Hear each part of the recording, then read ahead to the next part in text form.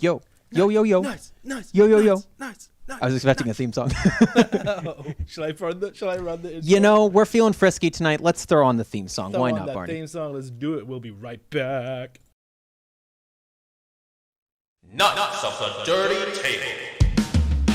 Dirty Table Nights. Awesome entertainment for your delight. We are the Dirty Table Nights. Live on Twitch Friday, Saturday, and Sunday night. Heroes playing games, talking pop culture news. We got what you need, we'll be here for you. Crossover will tell us if we're wrong or right. Hang out with the gang every weekend night. We're the ultimate team. Come on and check out the stream. We'll be chasing our dreams. I'm just here for the memes.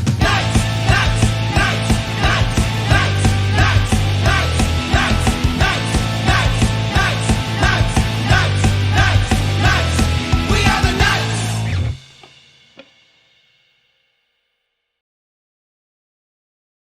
Nuts. Nice. There we go. I feel so much better. What is going on, everybody? What up? I am your host, non-Sagittarius Merrick Henry, and with me, as always, is... Strictly Sagittarius, Barney Landman. You're a Sagittarius? 12/12, baby. Wow. I I had got no my idea. birthday show coming up on the 12th of December. Yeah, but I didn't know your zodiac sign. But yes, he has his birthday show coming up. Barney's Birthday Bash. BB.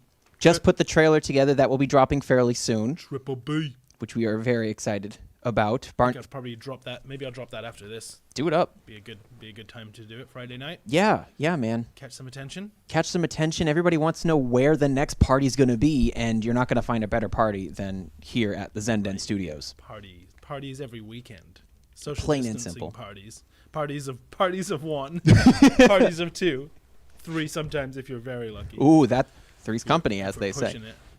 But yeah, I mean, we have your show coming up on the 12th. I'm having another smaller concert on the 5th, the week before, which will be very exciting. I'll be doing one on YouTube, and then I'll be doing another one a few days later on Twitch. If you want to catch the latest on our various musical adventures, you can follow us all down below on Merrick Henry and the Zenden Studios, when we're going to be doing our next big music events. We also have a Christmas special coming up. Woo! Which is going to highlight some of the wonderful things that we do here in the Zenden Studios, musically, podcast-wise, certainly what we do here at Nights at the Dirty Table. YDD, I believe, is going to be featured on the show as well. They'll definitely be featured. Whether they're here or not is another question. But they Okay, will good. absolutely We'll be include them in featured. some capacity. I think we'll probably play some clips or something. I think it'll be fun to do some clip reviews that day. Yeah, definitely. That would be fun. Yeah. And of course, if this is your first time joining us today here at the Dirty Table, make sure that you follow us on all of our various platforms up above. We are on Facebook and Instagram and Twitch and the YouTube. We are the Dirty Table Nights here at Nights of the Dirty Table. Just give us a quick follow. If you're feeling scandalous and you want to hit the subscribe button, we certainly wouldn't discourage that from happening. Saucy. Yes. Give us that. Hit us up with a saucy subscribe. Yes, and speaking of saucy things today, Barney, we have like a ton of topics. I was feeling very energized. There was just Sauced up. Yeah. Y'all sauced up. But he doesn't drink. Don't worry, folks. no. Give me a Sprite every time. But yeah, we have a lot to get through today. But first, just before we do, I wanted to just give a quick shout out to our good friend Tom, who I hope is doing better in quarantine. Post diagnosis. I think, if anything, he's mostly bored. He was Probably. like, wow, it's Friday already? And Where did the days go? and Tom, you cannot have this hoodie. It was custom made by a friend of mine, Leo C Studios. Here, it says Fitchburg, Mass under there. And it says, not dead yet. I'm not going to try and show you, but it says, that's more athleticism. it says not. Well, I just can't figure out with the screen. Whatever. It says not dead yet on the back, which is super cool, and I just love the color, like the bright pink. I'm all about it. Yeah, man. So yeah, Tom, you can't have it. I'm sorry. Maybe we can get them to make you a special one. For sure. So I hope you're doing well, my friend. It was wonderful being able to catch up with you for a little bit during your diagnosis last week. So I'm certainly thinking of you, and I hope you're doing well. And also just a quick shout out to our good friend, Crossover Lord. Crossover Lord, who said, still can't believe I'm referenced in a song. Well, I mean, it's well deserved. And you and I Absolutely. have been talking back and forth a little bit the last couple days as far as projects that you're working towards for yourself as a content creator. And I'm not going to give away any details on that because I think that's up to you to do. But just I'm thrilled for the progress that you're making on your work, dude. And I can't wait to see what you have in store for the project that you and I talked about. And when it's ready, I said it to you behind the scenes. I'm saying it on camera now. We would love to promote it and represent it on the show here and all of our various platforms. Of course, yeah. Very much looking forward to what you have to offer, my friend. Yeah, and I think we've all been getting busy. Tom did a full 100% stream of Miles Morales. Yes, I believe. I don't know if he completed it, but I watched a little bit of that. So yeah, everyone's been keeping busy, which is good. Yes, making that content, trying to end 2020 on a positive note. You know, I feel like we're almost around the corner. We gotta. Yeah. On that suddenly note, stuck in 2020 thoughts. Everyone's like, "Oh yeah, hello darkness, my old friend." Yeah, that happened. Anyway, let's talk about something important that did happen in 2020. So as most of you know, we had an election that came up in the last couple of weeks. Spoiler alert: Joe Biden won. Hooray! Woohoo! Now, we could talk about the 50-50 split, the near 50-50 split of the election that shows how truly divided we still are as a country here in the States. We could talk about how this could be a very chaotic next 2-month period where the transition of power isn't quite happening the way that it should amidst a global pandemic that is just getting worse and worse again as the holidays kick into overdrive. No big deal. But what I would like to talk about is things that we can and can't control.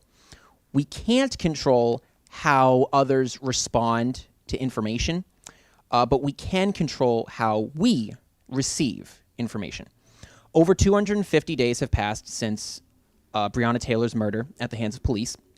We have the power as people to continue to hold others accountable for their actions, to speak out against injustices where we see it or may hear it.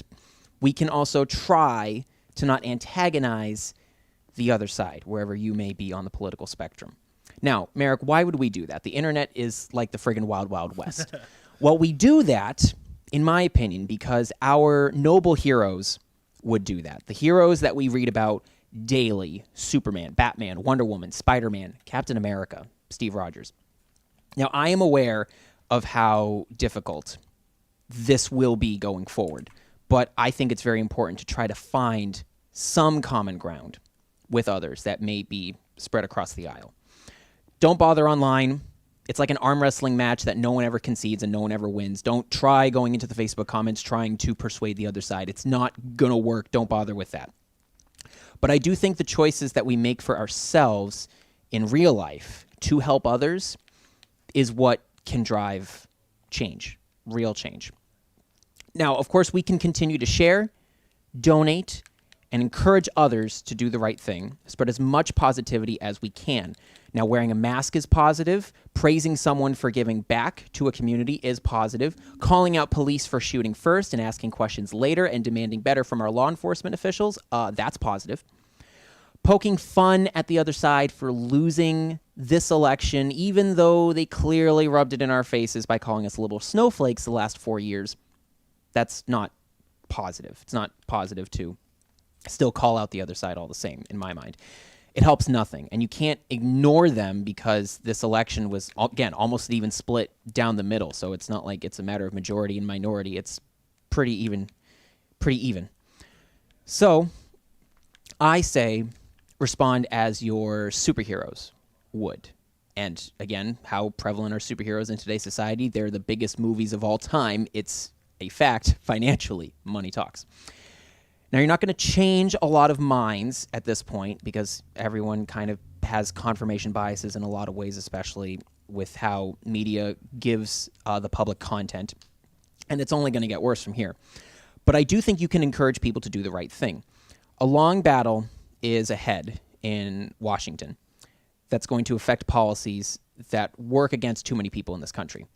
And we very well may find that the side that was voted in isn't doing the job that they promised they would And we promise to call them out if they're not creating the change that we want. Like, we're not looking to be hypocrites here. Like, if they're not doing the job that we asked them to, we're going to be back at square one, and we're going to be just as pissed as we were before.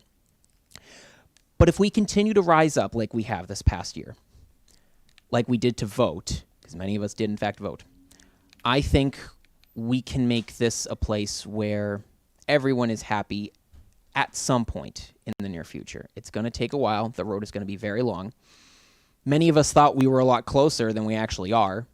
It's not the case, contrary to what we were taught in middle and elementary school and high school.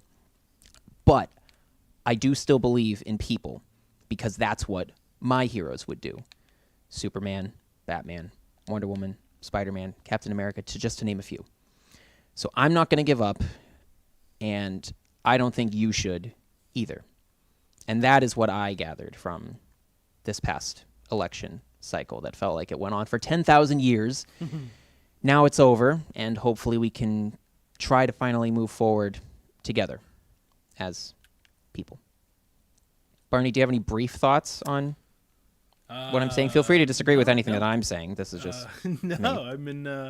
I'm in agreement with a lot of that. I think it's important for us not to become complacent at this point. And like you said, we need to extend that olive branch across the aisle, because stooping to their level is not something that is going to help anyone. Yeah, which, again, I stress, it is easier said than done because of just where communication is nowadays. Right, but you achieve more through positive means. Yes. Like you said, I think that was a really good point. And being positive and putting positive thoughts and actions out into the world is very important. And I'm here for that. Yeah, thanks, man. Like I ever since I watched Captain America: The Winter Soldier with Chris Evans as Steve Rogers, Captain America, I've asked myself quite often, and I will still continue to do so, what would Captain America do? And I don't think he would antagonize the other side, and I want to do everything in my power to do the same, because to me, he is the cinematic definition of positivity and heroism. And that's to me, and I think that's justified based on his source material and everything that's been produced around him, certainly post Winter Soldier and everything else. So that's just how I choose to look at things. That is a unanimous trait among heroes, like you say, is not to make fun of people or to antagonize people. For the most part, they beat the crap out of the bad guys when that's all that's left. Right.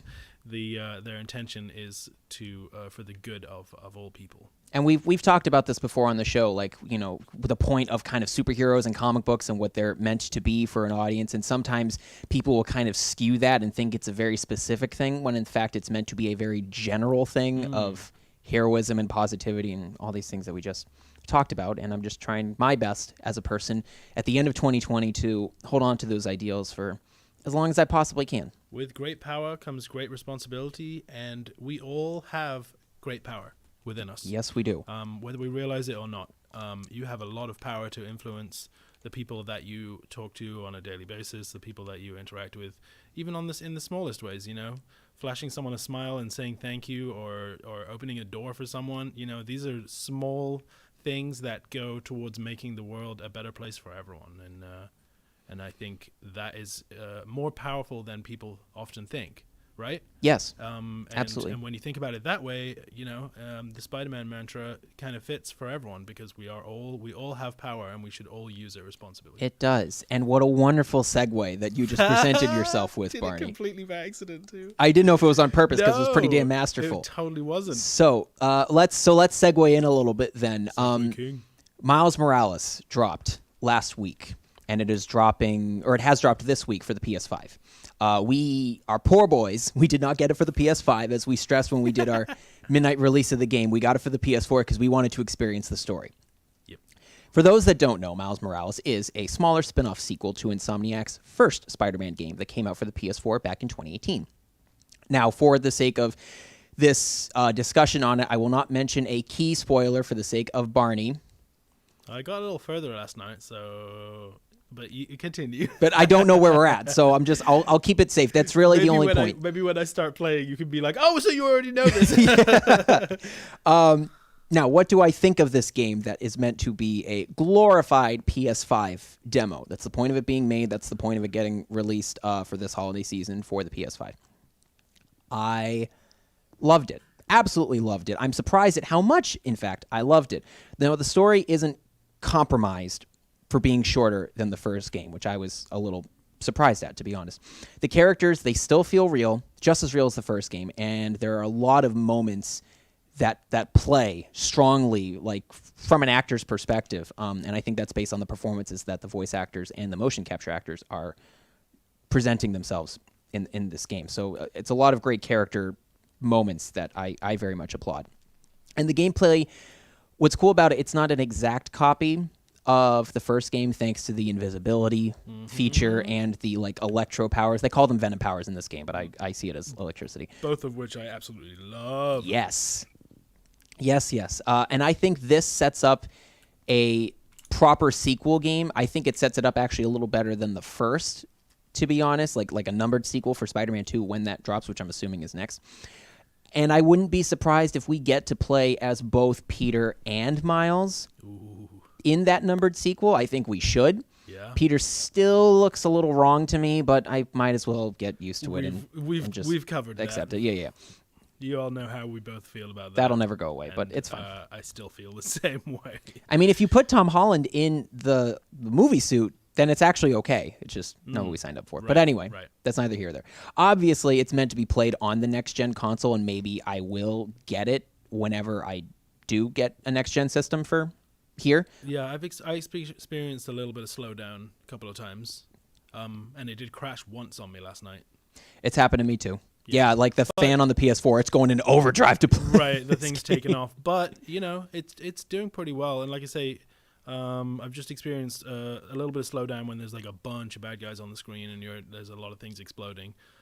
But that's to be expected, really. And it doesn't really ruin the game. It just reminds me that it's a game made for a more powerful console. Exactly. But we got this to experience the story. Yes. We wanted to know what was next. We didn't want the internet to spoil us for whenever we did get a PS5. We wanted to be in the know right now, especially since we were given the option to. People like Tom who play the game through from beginning to end in the first 24 hours. Which, I mean, you can. It's a short enough game where you can do it and honestly get a lot done in that first playthrough.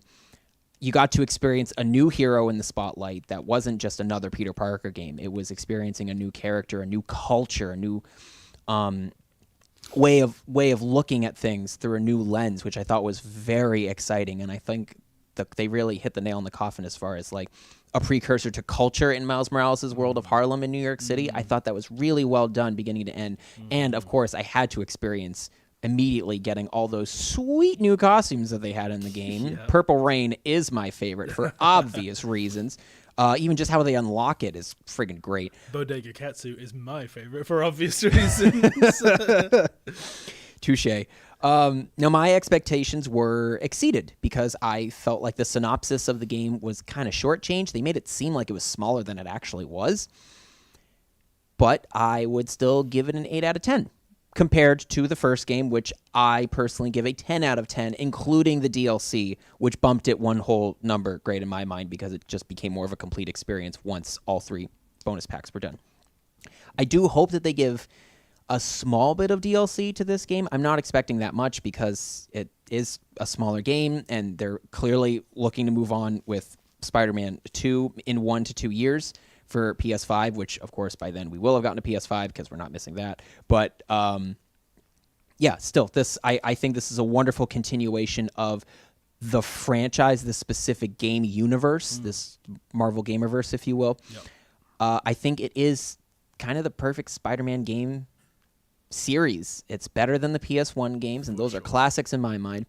It's even better than the Spider-Man 2 movie game that came out, which everyone called transcendent, being able to swing through New York. I think this has exceeded that infinite amount of times now, all things considered. And if you haven't gotten this game yet for PS4, definitely go get it.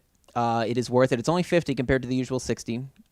But if you have a PS5 and you love comic books, this is well worth the not much else you can play on the PS5. Exactly. Right now, You know, like so- in my mind, this is the best thing you're going to play. Yes, you can bring saves over from the PS4 to the PS5 with upgraded versions of the games, but at least this is a new game, so I would go out and get it right now.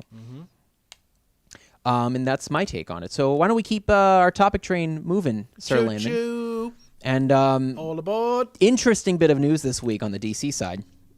So Wonder Woman 1984 is coming to HBO Max, for those that don't know. It is dropping on Christmas Day and is releasing in theaters on Christmas Day. This is very interesting to me.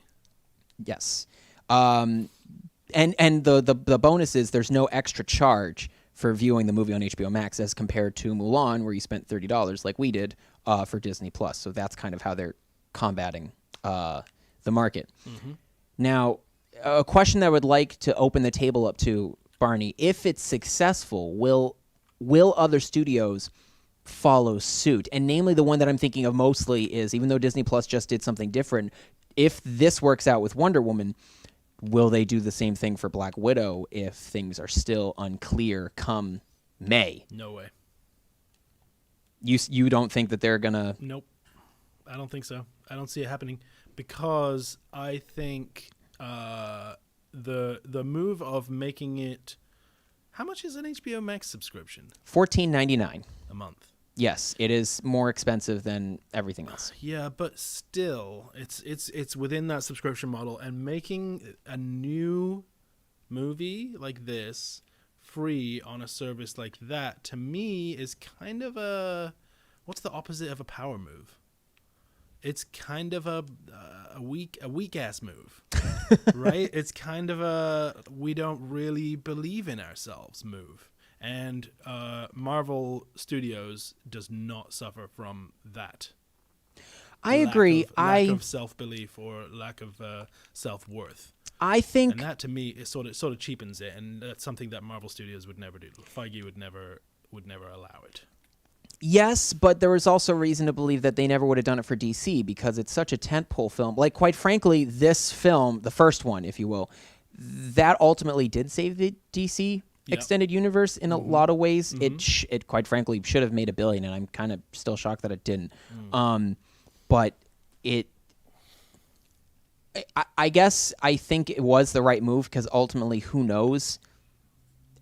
I think it's a good thing to test with a tentpole film if this doesn't work, if this doesn't bring in new subscribers, which is the whole point of doing any of these releases for streaming services right now, especially the Disney and the Warner side of things, to get new people to come in and join. Right. And that's a strong gambit, or not a strong gambit. It's a big gamble, right? It's because you're only getting the subscription fees back. So, at that point, it's going to be tough for them to see this as a success, I think.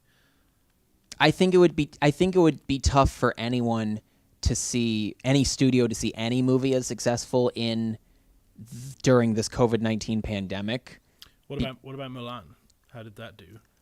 That is a good question. You know what? Let me take a brief breather and let's see how that did. That's the real interest. That, to me, is like the equivalent, because Disney put it out on their streaming service and still charged full price. More than full price. More yeah. than full price for you to be able to see it. And that, to me, is like really shows the faith that they have. And maybe it was unfounded with Mulan because a lot of people weren't that happy with it. So you could argue that it was kind of unfounded with Mulan, but at that point they'd already made the money because everyone wanted to see it day one, like we did. Yeah, so I'm looking through Mulan right now, and I'm excluding. So it was released in China in theaters, so I'm not counting that box office return, which is currently at $69.9 million on a $200 million budget. Okay. Which just on that alone would be considered a flop. But I don't know if Disney's looking at the numbers through. Is that a Chinese specific budget though, or is that a worldwide budget? That's the worldwide budget. That includes marketing. Right. So you got to include the profits from the States and etc.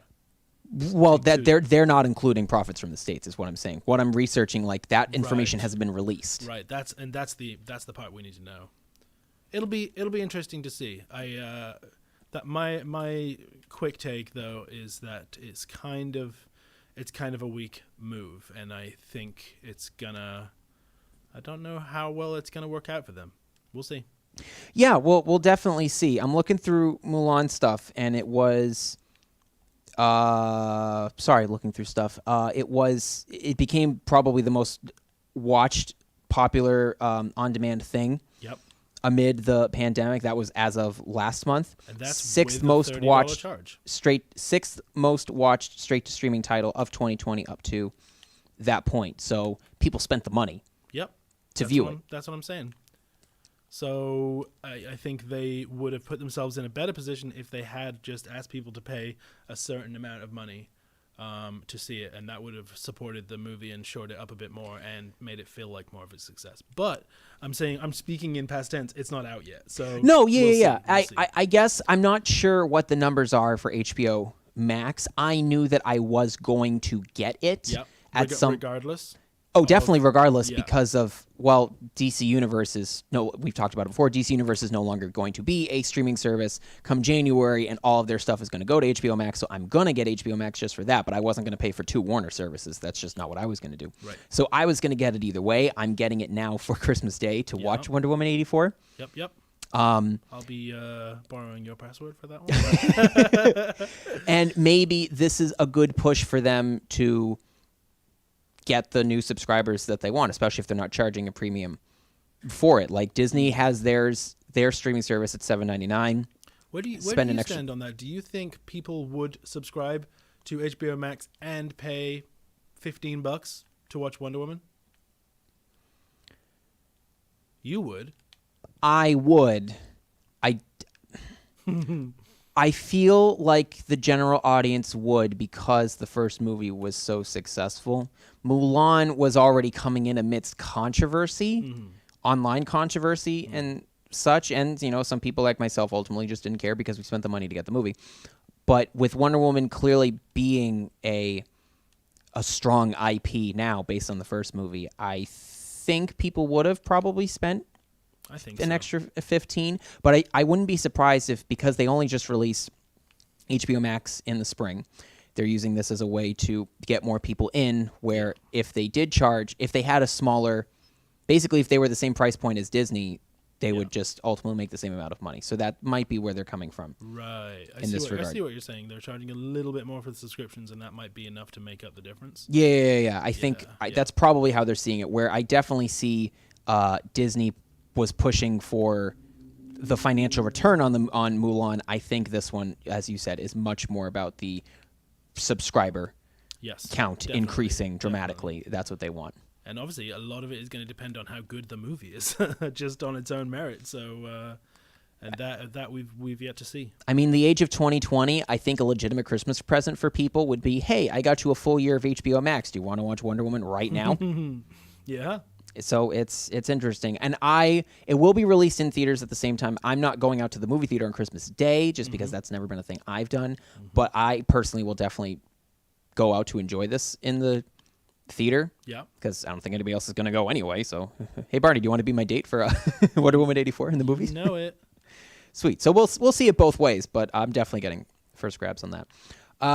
So let's keep the topic train rolling. Choo-choo. What up, AV? AV's in the chat. AV! What's going on, bro? Let's keep it going with... It's time for... Animaniacs. Well done. So, as you may or may not know, Animaniacs has dropped today on Hulu. Hello, nurse. Not sure if they can do that anymore in 2020. What? Come on, they gotta. I'm only 2 episodes in, but anyway. So, as most of us know at this point in the 21st century, reboots can be very hit or miss. They can either miss the point of what made the original so great, or they can feel trapped by the time period that it came from. Fuller House is really the biggest one that comes to mind at the moment. Animaniacs is not that. It's very aware of how beaten down the reboot era is as a whole. It's better for it. Good animation features adult jokes that goes over kids' heads all the time. I certainly think of like Steven Universe and Adventure Time and like good things that people cherish. Literally anything that's good that's animated for the most part has at least a one or two references like that. Definitely, absolutely. And in the age of the internet where kids are exposed to almost everything, Animaniacs feeds into the political landscape especially. Kids are pretty aware of what just happened this past November in the election. They're pretty aware of how ferocious things have been the last few years, and hopefully today's kids will be better for it as they get older, and they'll learn to look past all this garbageness that we live in right now. Here's to you, kids. You're the future, whether you like it or not. Stay optimistic. I know. But most animated kids shows, they don't dive into parody like this. Using political figures, making fun of IPs that bring financial gain to the parent production company. Tiny Toons did this pretty well also. The Spielberg animated shows in general did this really well, and they're just no holds barred. No one's safe. It's great. I've missed it. I think if WB had their way, they probably would have saved this for HBO Max instead of spending it on Hulu, not knowing at the time that Hulu would become a full 100% Disney service. So they may have shot themselves in the foot for that, but there's no way of knowing what would have transpired.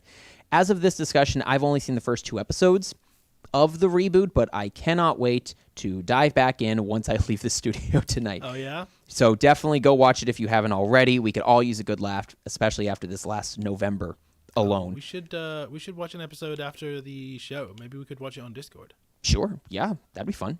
Yeah. I'd be down. I'm thrilled that it's back. It hasn't missed a beat. The original voice actors for the 3 characters have returned. Derek was worried off camera a couple weeks ago, like, it doesn't sound like the same cast. Yes, they are the same cast, Derek. They're just older. The word important does not quite cover how important that is.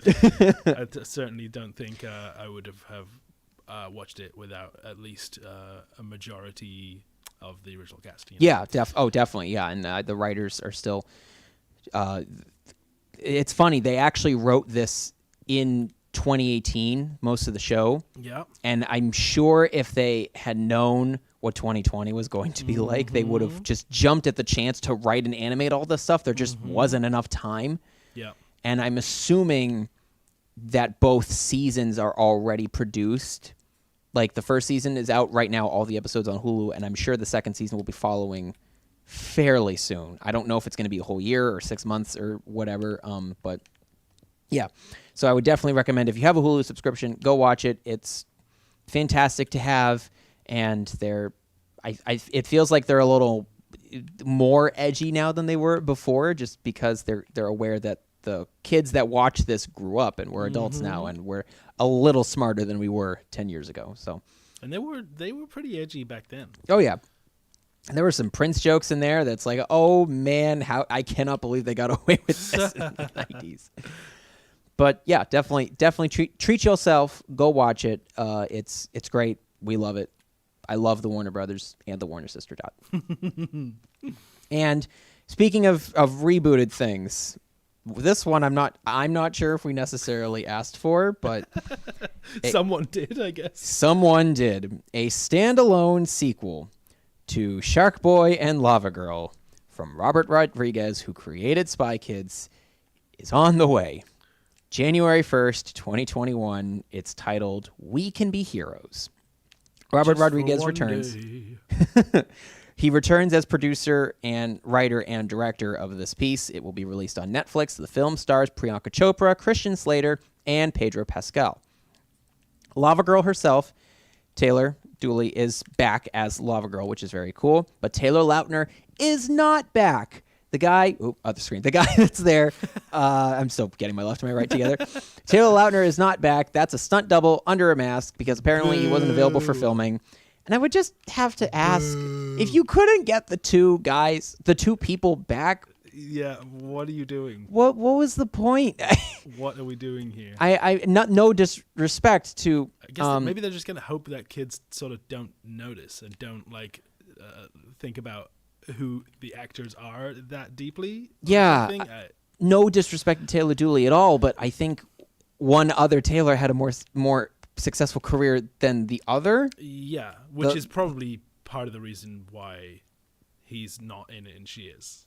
But what else is he doing? He's got to be doing something. Either he's doing something or he thinks it's beneath him at this point. Maybe, which I mean, I wouldn't blame him. But should this have been made? And I mean, yes, we're judging a film. I usually hate judging a film before it's released. I'm usually heavily against it because I do think it's unfair. But I didn't know people were asking for this. Were people asking for this? Someone was. Someone was. I mean, I was asking for a Spy Kids sequel, and then we got Spy Kids 4. So take that as you will. But yeah, it's obviously it's tough to judge something before it came out. There is a trailer out for it right now. If you want to have an opinion on it, I don't even know if necessarily it's really about Shark Boy and Lava Girl. I think it's about their kids, and it's up to the kids to save the day from whatever evil forces happening. I don't know. There are very small amounts of details out there. I'm just very confused that this exists. You can tell. I can tell. You can just cue the question mark over my head. It's just like what is happening? But obviously I'll watch it when it comes out. I don't know if I'm willing to spend New Year's Day on it, but I'll definitely watch it, and we'll talk about it here on the show because it is a part of superhero-dom, and we do discuss superheroes and franchises on the show. So I look forward to that.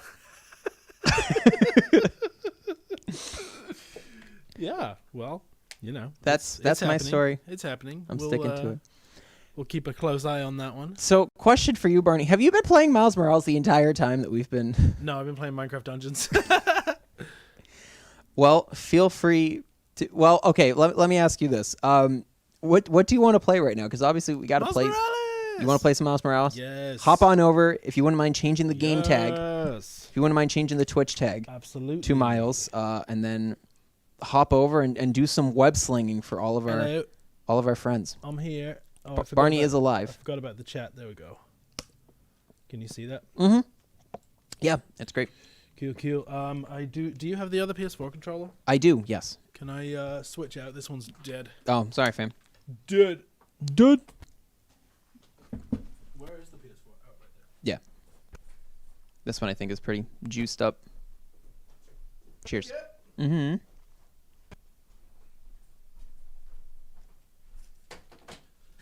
Yes, crossover. I definitely agree with you. It definitely it hits that middle ground too. And also, I feel like you would appreciate this a little bit. I was actually a little worried specifically about the animation because it felt very Flash animation to me from what I was seeing from Flash the trailer. animation? The Animaniacs? Yeah, but it's not, luckily. Okay, good. And that doesn't sound good. No. Well, in the trailers that I got, it looked like that, and it was a huge downfall for Fairly Odd Parents, but that was doomed by the end of the show anyway, just based on so many different factors, which we should probably talk about on the show now that I think about it, because I friggin' love the show. Crossover was saying, what did he say? Powerpuff Girls was they were trying a little too hard to be modern. They were trying to be modern, and then they took out all the things that made it the show, like the ending tag, once again, the day is saved. How do you have a Powerpuff Girls show and not end it on the classic tag? That's definitely a clear case of not knowing what made a show popular in the first place.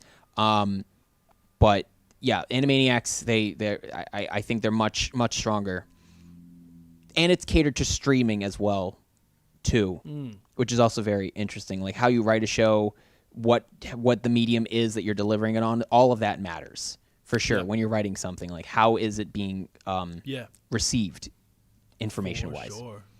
Well, it goes back to what you were saying about Community, like your opinion of how Community.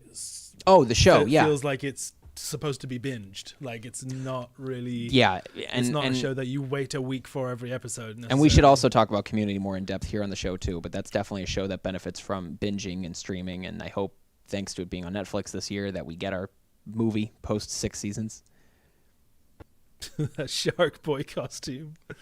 Boy, Oh yeah. dear. Yeah, like let's cover up his face. We can't have people knowing it's not Taylor Lautner. Yeah. That was the one thing that I was slightly excited about when you mentioned it. Honestly, I was too, and then I looked at it when I was doing the research last night, like, oh god, he's not even in this thing. No wonder one, Shark Boy's wearing a mask, and two, no wonder this feels a little awkward. Because Taylor Lautner is actually pretty awesome. his like kung fu and stuff. Oh, is the sound being messed up? Yeah. I can't sing that. We get in trouble. Yeah, no, sorry, backtracking, Crossover Lord. I don't know, maybe you wouldn't see it. I saw it when I was just looking at it on my phone. I was seeing bits of Flash, and I got a little nervous in that regard that there was a sense of laziness. And I thought, oh man, I mean, like, the performances were still going to be there, but I was just a little nervous that it was going to be a little cheap. And no, you're right. It is much more modern animation, and it's still strong. So that actually put my mind at ease a lot. I was a little worried that they were kind of being stingy, because obviously it's cheaper to produce other means of animation than the hand-drawn style, which is why obviously Disney's gone away from it. But yeah, I'm 55% through. Yeah. Taylor Lautner did his own, at least mostly does transformed his own into his own werewolf. Yeah, he add. actually got bitten by a werewolf for that role. So yeah, Camlink audio is coming through weird. I remember I fixed that before, but we'll just go with no game audio for now, I guess. Sure. I can't remember how I fixed that. So where are you at story-wise? 55%. Okay, I mean, in the context of the plot. We just defeated Rhino with his upgraded suit. Oh, so you know about the Tinkerer? Yeah, that was like, you find out about that like 20% through. Yeah, but I wasn't sure how deep you were in. Right. I didn't know if that was going to be the main thing that you were. That was the thing that I was trying to avoid. Yeah, well, Big Greg, thanks, Big Greg. And then since that, even there's been. Oh, I didn't click on him. No one saw me. Okay. I clicked on the wrong guy. Oh well, he's down now. I love this. I'll just do like, this is my I web strike in, and then I just go invisible, and then I get out of there, and then I find the next sucker. It's awesome.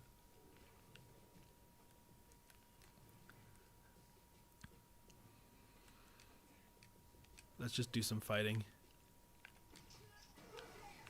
So sad. Oh, I missed! Did nothing.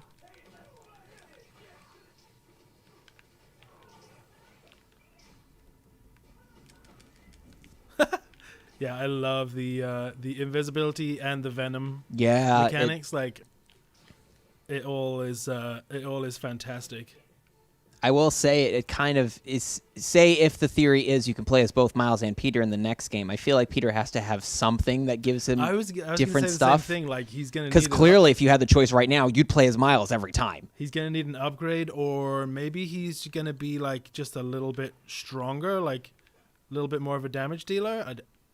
Or, because clearly it's going in this direction based on the end of the first game, maybe Pete gets symbiote powers. And that would be a clear enough difference. Yeah. Miles can go invisible, have electro powers, Now and there's a thought. Peter can just ooze his way through everything. In more ways than one. Yeah, that's an interesting thought. I gotta venom punch some enemies. Get those bonus. Yeah, hit him up, man. Hit him up. Nobody? Really? Good Lord. Missed. I got a venom punch for ya. Suck it. That was... Whoop. Don't was worry, just- he'll be safe on another building. I was just playing a part where this, like, you fight a bunch of guys, and then this van pulls up with a bunch more in, and like two of the heavier guys step out, and I just double venom punched the first guy and just insta death. It was like all of this. It's such an anticlimax. They were like, "Here come the big guys," and I'm like, "Bam, bam," and that's it. They were down. I am playing on easy, of course, but Oh, right. I'm actually not playing on the easiest setting this time. What? So I think just means that you can die. Like, that's the only. I didn't know Miles could Falcon Punch. Well, now we have to say it the next time you're about to hit somebody. I'm gonna, because I gotta do it to 3 more enemies if I can find anyone. Oh, that's the objective, right? The It's bonus like a objective. bonus objective, so I'm gonna do it. Falcon Punch! Yeah. Satisfying. Whoa! What is that? Yes. I don't know if I've seen one of them yet.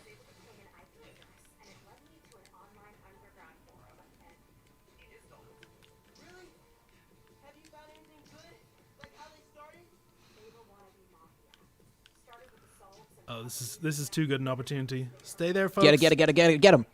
Yeah!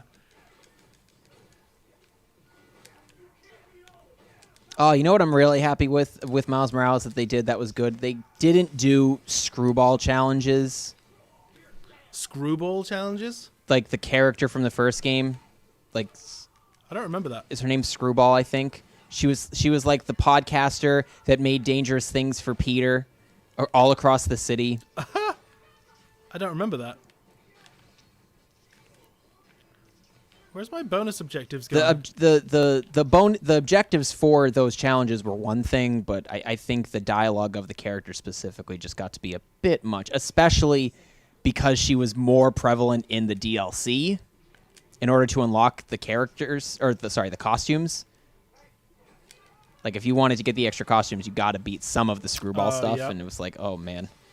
Yeah, and that sucks. As someone who wants to have all the costumes but doesn't necessarily want to do the more boring or annoying missions, that's super extra. Yeah. Let's get some more Venom punches in here. Boom! Bye! Boom! Bye! Boom! Bye!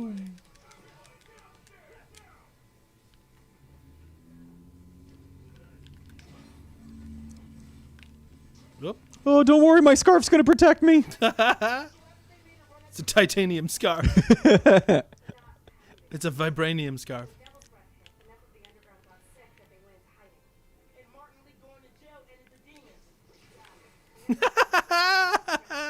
It's so satisfying. Bye, girl.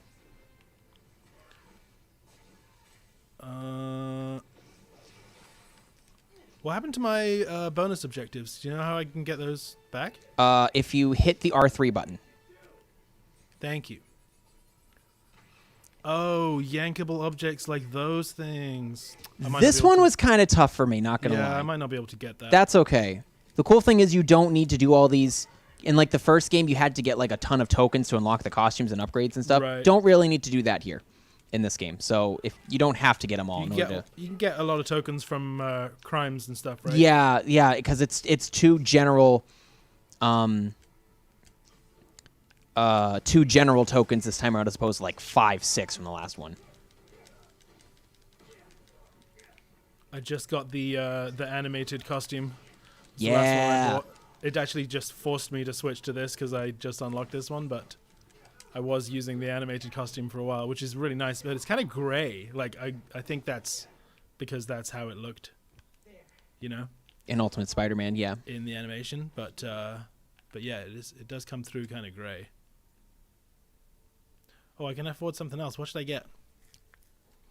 This one's so cool. The strike suit is cool. So I like the cool. Crimson Cowl one for the smallness. What are the other ones you can do? What are the other two? This was the first one that I saw to unlock, and then I was like, nah. It's kind of there's better fun. cheaper ones. Like the Crimson Cowl one's a cool cheap one, but Yep. That is nice. what's the other two down This below? one's very Merrick Henry. It is, isn't it? Isn't it? Yeah, I mean that one's all right. It's cute. And I want this one, but I'm gonna have to finish the campaign first. Got to finish the campaign, homie. Sound sample thing is kind of weird. I'm not sure how I feel about that at the moment. I'm gonna get this one. Yeah. Are you at that So point? Are you at that point in the game? So cool. What's that? Are you at that point with where you can do the sound samples? Yes, I've done a couple. I had to find a rhythm with them. Those were a little difficult to start, but once I figured out how to look for the right sound, they got a lot easier. It was definitely a learning curve because it was a very specific, like, how do I even begin to find some of these? And it took me a while, but Yeah, it's just I feel like it was a little bit experimental, and I don't think it was that successful. But whatever. At least they're trying to do some different stuff. well, what's cool in my mind with Purple Rain is because obviously it's a play on Prince, and clearly the color scheme is there, and they're using like sound. Basically, you're kind of borderline trying to create an album with Yep. your sounds. It's Yep. just it's all musically tied, and I just think that's so brilliant. That is cool, and how it connects with your uncle, with Uncle Prowler. Uncle Prowler. I think there might be a chest around there too in the same room, like where you can get tech points. It could be. Oh yeah. Punch that wall down. There you go. Well remembered. I feel like I've missed a bunch of these because they're right next to me and I just forget to be looking for them. Yeah. Well, with the See, I only have 12. with the friggin' demons. With sorry, I lose my train of thought. With the underground bases, or any of the bases for that matter, you can get a tech chest in them, but I haven't found all of them. I think I just remembered that was one, because that was easy to find, but I didn't go looking for the other ones just because I kind of could tell after a while, oh, yeah, I'm going to have all the costumes by the end of the game. I'm not worried. Hey, YDD. YDD in the house. Yo, you missed all of the topics, fam. I did miss all. I No, he was. apologize. I Wait, did apologize you? for missing the topic. Were you on the phone? Yeah. I had to take a very Busy man. Busy man, I get it. phone call. Cheers to everybody. Cheers. I'll drink to that. Salute. Hello, nights at home. Cheers, my Knights of the Dirty. Strawberry banana body water. This is not Barty water. I mean, it could be Barty water. I love that in this game, too, you have two different podcasts. Yep. I think that's so refreshing. Not that they didn't pack in J. Jonah Jameson content in the last one. They made a lot of great dialogue for him. Yeah, and no but- disrespect to that, but it's nice to be able to switch it up. Yeah. He gets a bit much sometimes. A little bit, yes.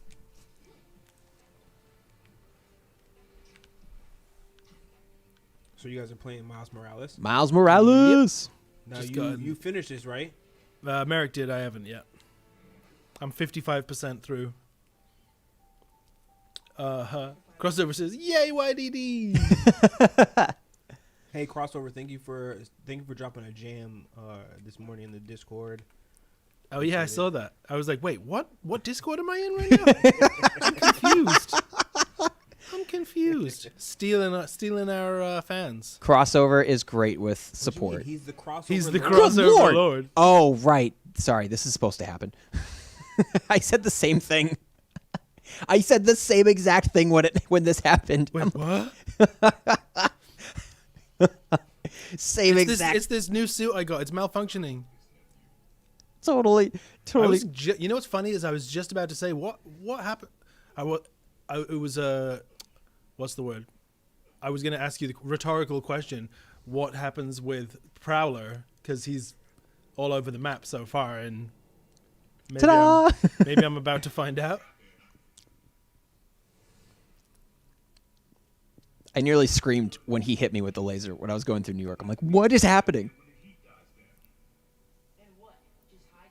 Wait, am I? Oh wait, I'm way behind in all my comments.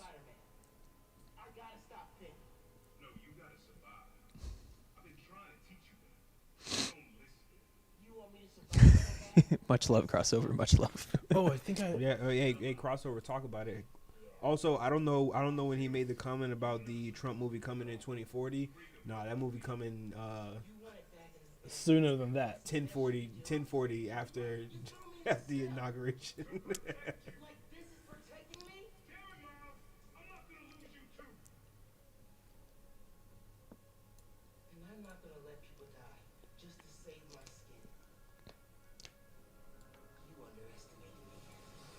Gotcha, bitch. Barney. I thought I could fix the sound, but I can't. Oh, sorry. I didn't want you to die at the hands I of don't want Prowler. to fight Uncle. I don't like the sound of them apples.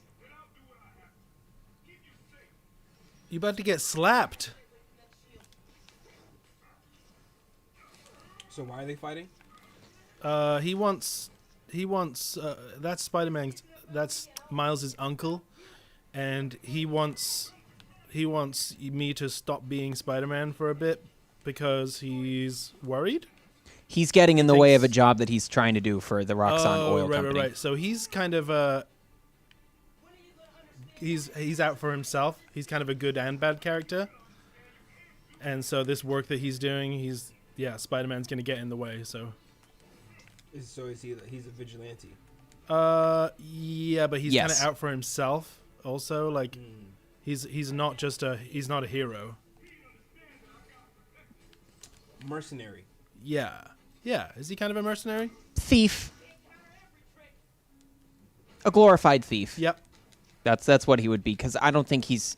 I think he has killed people, but I don't Yep. think he's, like, that into He it. doesn't feel good about killing people. Yeah, he would rather steal Yeah, I things kill for other but I people. don't feel good about it.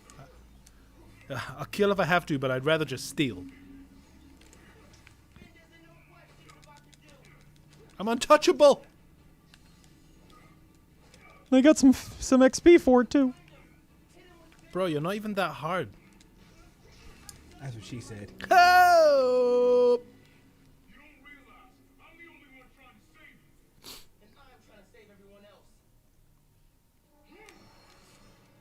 Let me go pull up in my notes and see if I have any questions for Merrick. Oh? Cause no, I mean there are certain things that I wouldn't ask. Actually, there are certain things that I don't necessarily talk about with my friends, because just my friends aren't cool like that. Thank you. Let's see. Can he see through my camouflage? No. No? It doesn't seem like it. Ow! Ow! Yeah! Because he's Peter Parker. Do you remember how to heal yourself? Oh, yeah. Thank you. No problem. Not trying to backseat drive, just don't want you to die. I appreciate it. It's pretty hard for me to die on this difficulty. Like, I take less and less damage the lower my health goes, basically. That's really I've funny. died a couple of times, but it's really hard to. Give me my venom back!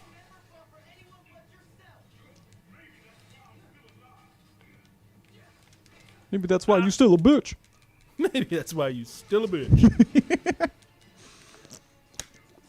Hope everyone's been enjoying the show today. If this is your first time joining us, friendly reminder that we are the Dirty Table Knights here at Knights of the Dirty Table. We are on YouTube and Instagram and Facebook and Twitch.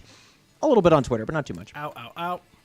So feel free to like our videos, give us a follow. It's free, costs you no money. If you're feeling a little scandalous with your money, a subscribe button hit doesn't hurt at all. So yeah, we did get one follow today from, I believe Greg was his name. Thank you so much, Greg. Nice. Thanks for the follow, Greg. Yes. Keep them coming. Ah! Stop it. Oh, it's been working so far. I don't like the sound of them apples. What am I going to do? Oh yeah, this is gonna be great. We're here today. It's already in place. Well, yeah, all that too. That's actually who I was on the phone with. Oh, Dom? Yeah. Ooh, okay. I can't wait to meet Dom one day. He seems such a nice guy. He's never coming here. He wants us to come. I'm to going to go there. Where? Yeah, you want to Yeah. take? You guys want to take a family trip We're to all Texas? going to Texas.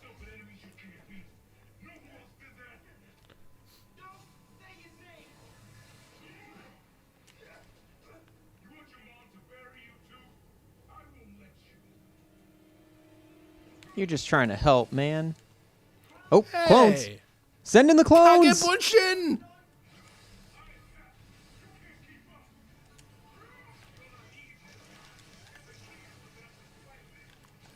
I can use a finisher on him? Oh, I can finish the clones. No, you can use a Nope. finisher. Yeah. I can use a finisher. It's just not a finisher. Have you also used your other gadget where you can you can send in fighting clones for yourself? I never use the gadgets. I never used the gadgets in Spider-Man either. Really. Depending on the scenario, but to me, this would be the one time that I used the hollow drones. This is the one time that I actually used them because it just felt very weird to me. But this is the one time because it felt weird, like it was just difficult. just to use in the main game, it felt weird. But this was the one time where I was like, to fight Prowler clones. Yeah. Use your own clones. I guess that's pretty solid logic. Clone yourself. Clone yourself before you drone yourself? Does Merrick have headphones on? No. Merrick, how well can you hear me if I speak like this? How what? Sorry. Not well. He said, "How well can you hear me if I speak?" Oh, like not that?" well at all. All right, I'm on the Twitter. And I have some entertainment news that you may or may not have talked about. Please, that I wanna yeah. ask about. I'm opening up the table by all means. Did you talk about Wonder Woman coming out on HBO Max? Yes, Yes. we did. All right, awesome. All right, so Do you have any thoughts on that before we move away? I watched the first Wonder Woman, and I think on your advice or on your non-advice was to not watch it. No, Merrick's advice would not have been to not watch it. What? No way. No, No. that wasn't his advice. No. I feel like he didn't like it. Could that No. have been? No, the only superhero. Are you movie from that Earth Merrick- too, that Derek? Because I Merrick feel like doesn't like of the last 5 years is Dark Phoenix. The one with Jean Grey. yes. All right. Although Jean Grey was in every X-Men movie, but yes, She was. yes. Yes, and Most- this is mostly? yes, and this is her second X-Men film to feature her. Because they didn't do the first one enough justice, and then they just went and made it worse. Feel free to check out our full Dark Phoenix review on YouTube right now, where I just rip it to shreds because it's garbage. And I'm very forgiving of a lot of films, for those that don't know. But that one was movies to shreds. we talked about it last week too. Like, what's the worst piece of media that you engulfed in the last decade? And I'm like, nothing's gonna top Dark Phoenix for me. Like, it's the gotta be. worst. It's the Dark Phoenix for me. Yeah, I'm definitely the Segway king everywhere I go. I did a good segue earlier, but completely by accident too. We were talking about the election results, and Merrick was talking about how we have to stay. We have to both stay vigilant politically, but also try to act positively and not antagonize people. Which is on what the our other side of the aisle. superheroes would do, which I try to model a lot of my morality on, mostly Chris Evans, Steve Rogers, Captain America.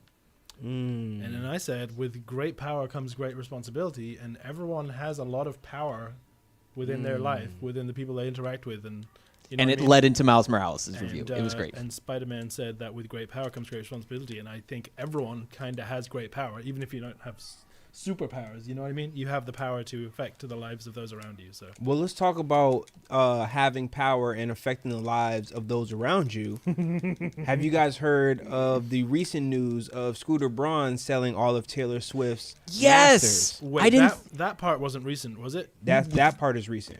He sold them all. He sold them all. Yes. He bought them bought them. a few months back. Yep. And he just sold them all. And he just sold them. To- Yes. To another company that's still involved with Scooter Braun, and Taylor Swift has politely made it clear. They're not still in business with him.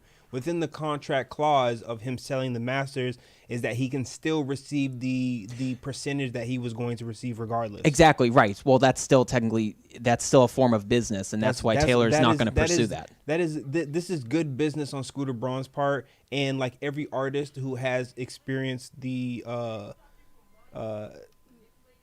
not owning their masters or not understanding contracts that they're in.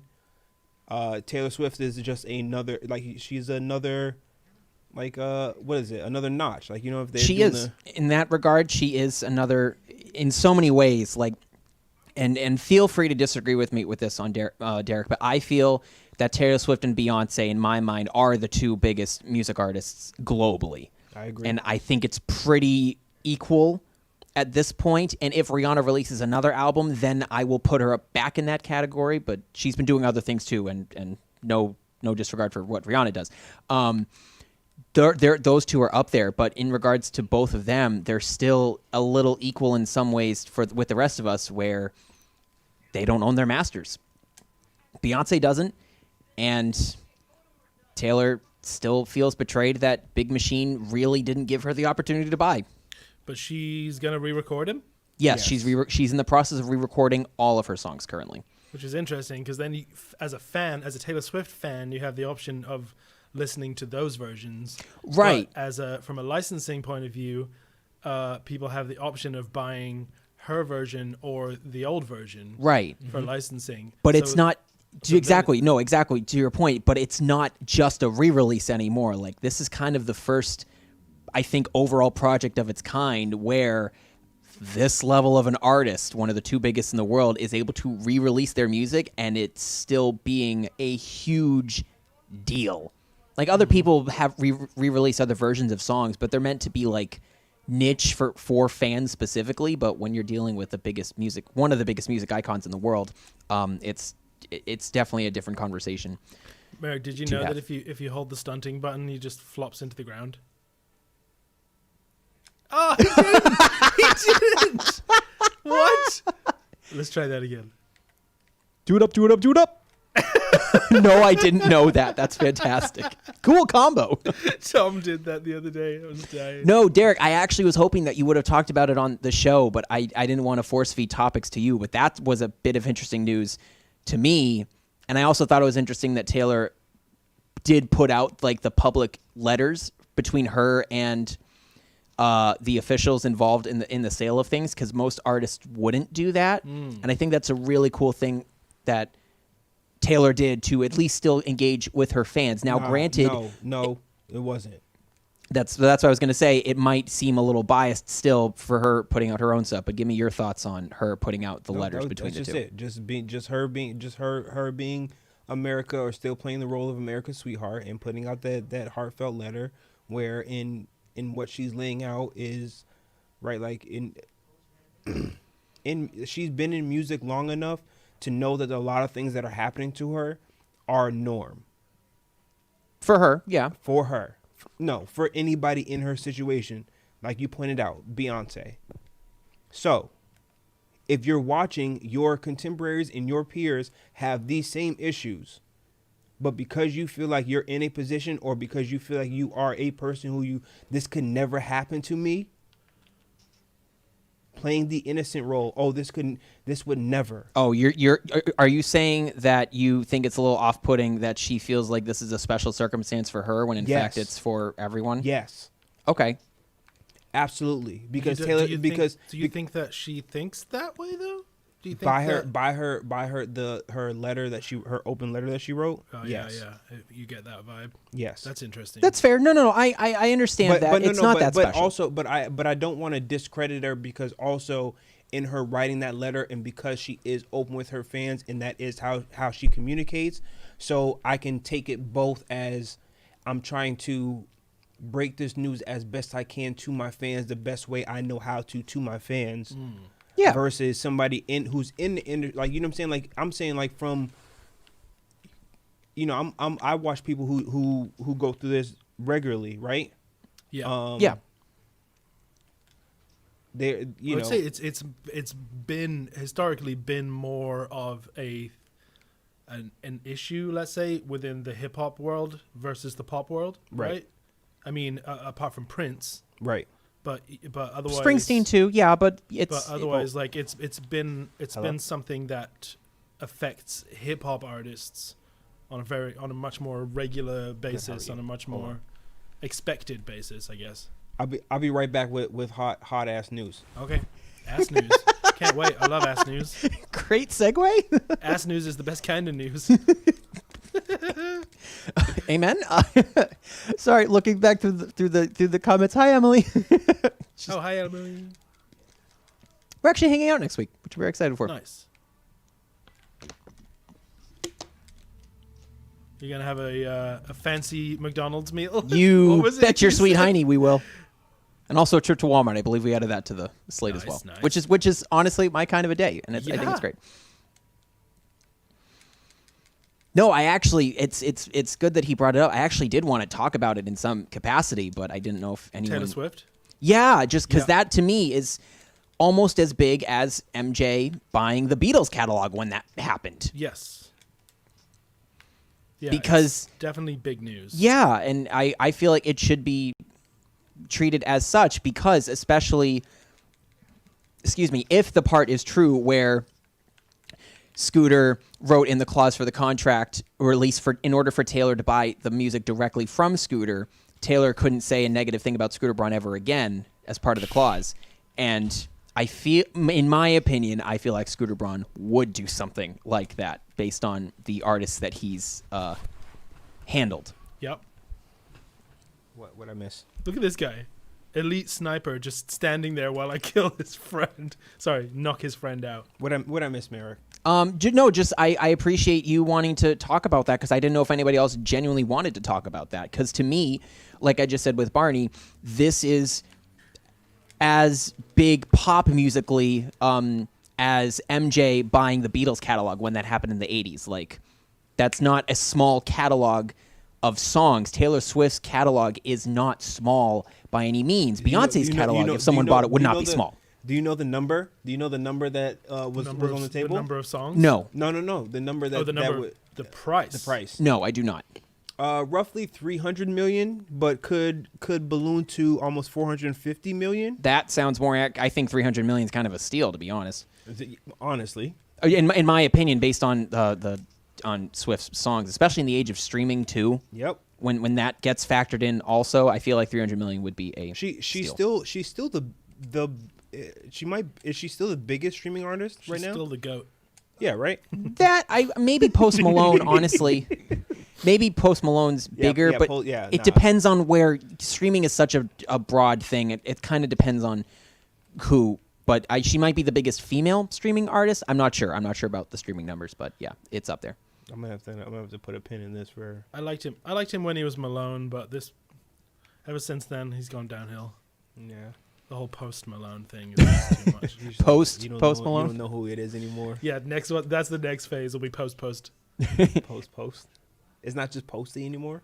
It's not just Posty. Pre-Malone. It'll be Posty. Posty. Pre-Malone. I wonder what Pre-Malone was like. Pre-Malone was like a.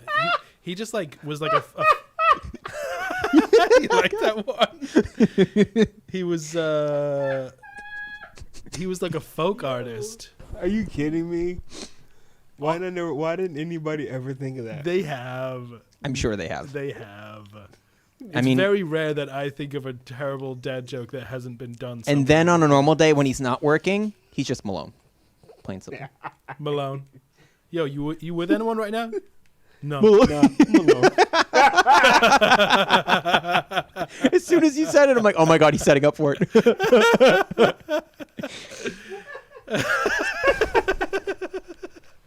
No, I'm low. Welcome to Comedy Hour at the Dirty Table. What you talking about? It's always Comedy Hour here. What am I supposed to be linking this to? Oh man. Yeah, you're using your webbing to. Please send more Post Malone jokes. To link it to that? You also have to bring it in closer. So. All right. Well, So speaking of hot ass news. Yoink. Yes, give us the hot ass news. Love ass news. Megan Thee Stallion drops her debut album. Good news. Oh, is that the name of the album? Yes. Classic Boozy Ratchet. That's it. That's all I had. Is that on there? No. I was really impressed with her SNL performance, and not even just like the music side of it, but the fact that they featured her in like a couple of skits, one filmed and one live, and that's important to me. That you're trying to take yourself as a artist, in my mind, and maybe you disagree with me with that, Derek. That's perfectly fine, but to me, I still think SNL is just as relevant for making or breaking stars, musically. But you're in the demographic that they've been trying to break through for Meg Thee Stallion, and that's just my honest opinion. And honestly, I don't even necessarily want to get into it too much here on Nights because this is a topic of conversation for Monday. Tune in. Fair enough. Fair enough. Good segue, Monday, folks. If you want to hear more Megan Thee Stallion discussions and topics, tune into the YDD show Monday at 7:30 on Twitch. I don't want to get too spicy here. You don't have to if you don't want to, but we are very open to it. Her cover art. Merrick, help. Her cover art is her on the newspaper. So you may need to bring in another one again to. It's not the right one. Yeah. Oh yeah, there we go. Now they can see each other. You don't even need to have all of them connected. You just have to get like one connected at a time to open up each door. Does that make sense? Yep. So. And then you can punch the reactor. Yeah. And you can kind of keep rotating them out and stuff. Sweet. Is this the end game? Yes.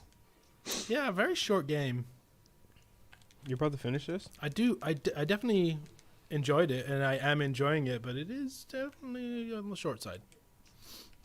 I'm sure I wouldn't be surprised if maybe it wasn't meant to be shorter, but once Sony maybe asked, hey, we would love to have this or something, a new Spider-Man story released for PS5. And it's like, okay, if we do it though, this is what it's going to be. Yeah. Because I mean, they announced it only in June.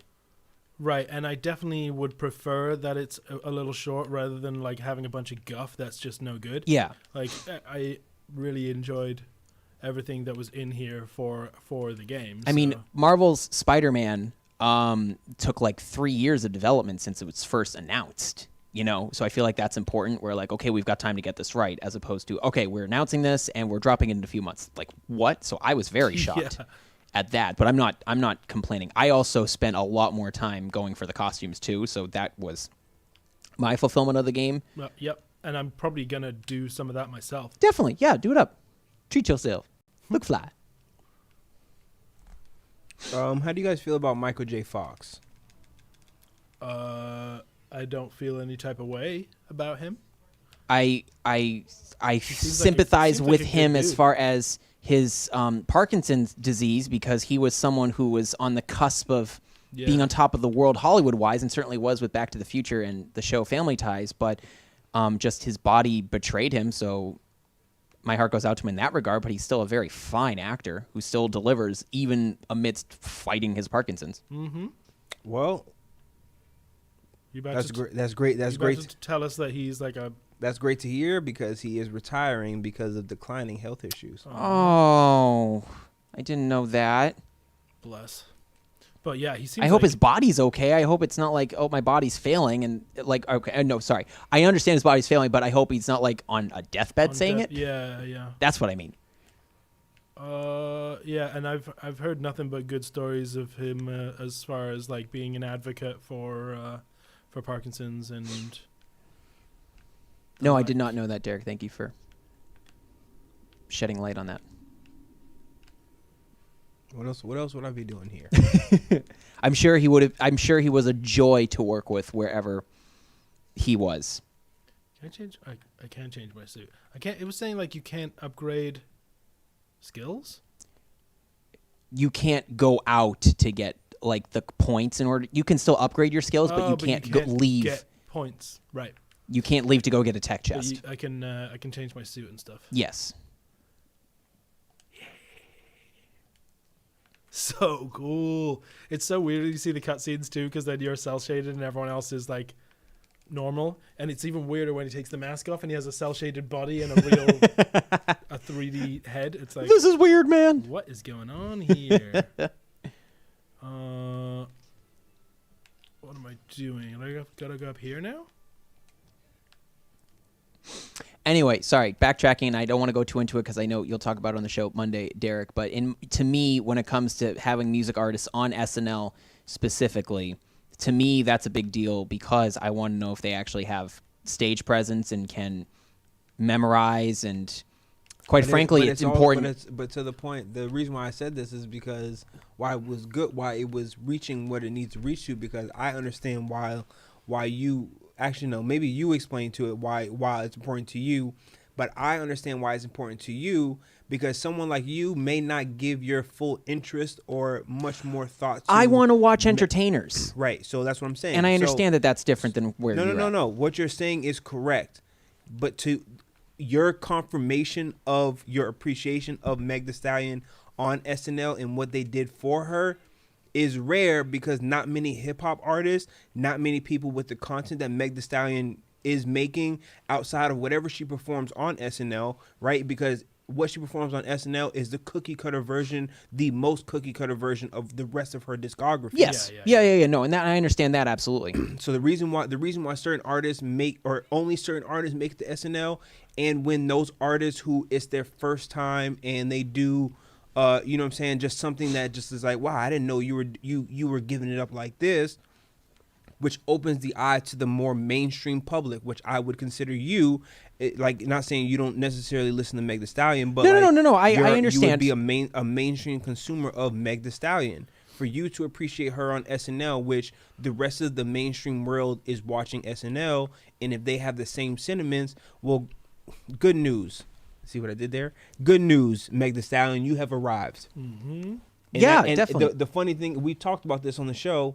The funny thing is the road that she's traveling, and do you think she's selling out or dumbing herself down? Both. As Well, the guy that's who interesting because from Merrick's point of view, she's expanding her. isn't the point of making in music to ultimately sell out and get a bigger audience? Not like Where sell do out, you- sell where- out, but where like do to you- expand. where It depends where if do your you music has a message, Yeah. or not, and if your artistry has a message, if your existence as an artist is Yeah, no, I understand that. I just every time, and I'm not. So the answer to People question is criticize yes or Maroon no. 5 and Fall Out Boy for selling out, but like to me, like that was they the were best just they ever successful. sounded. All right. Okay.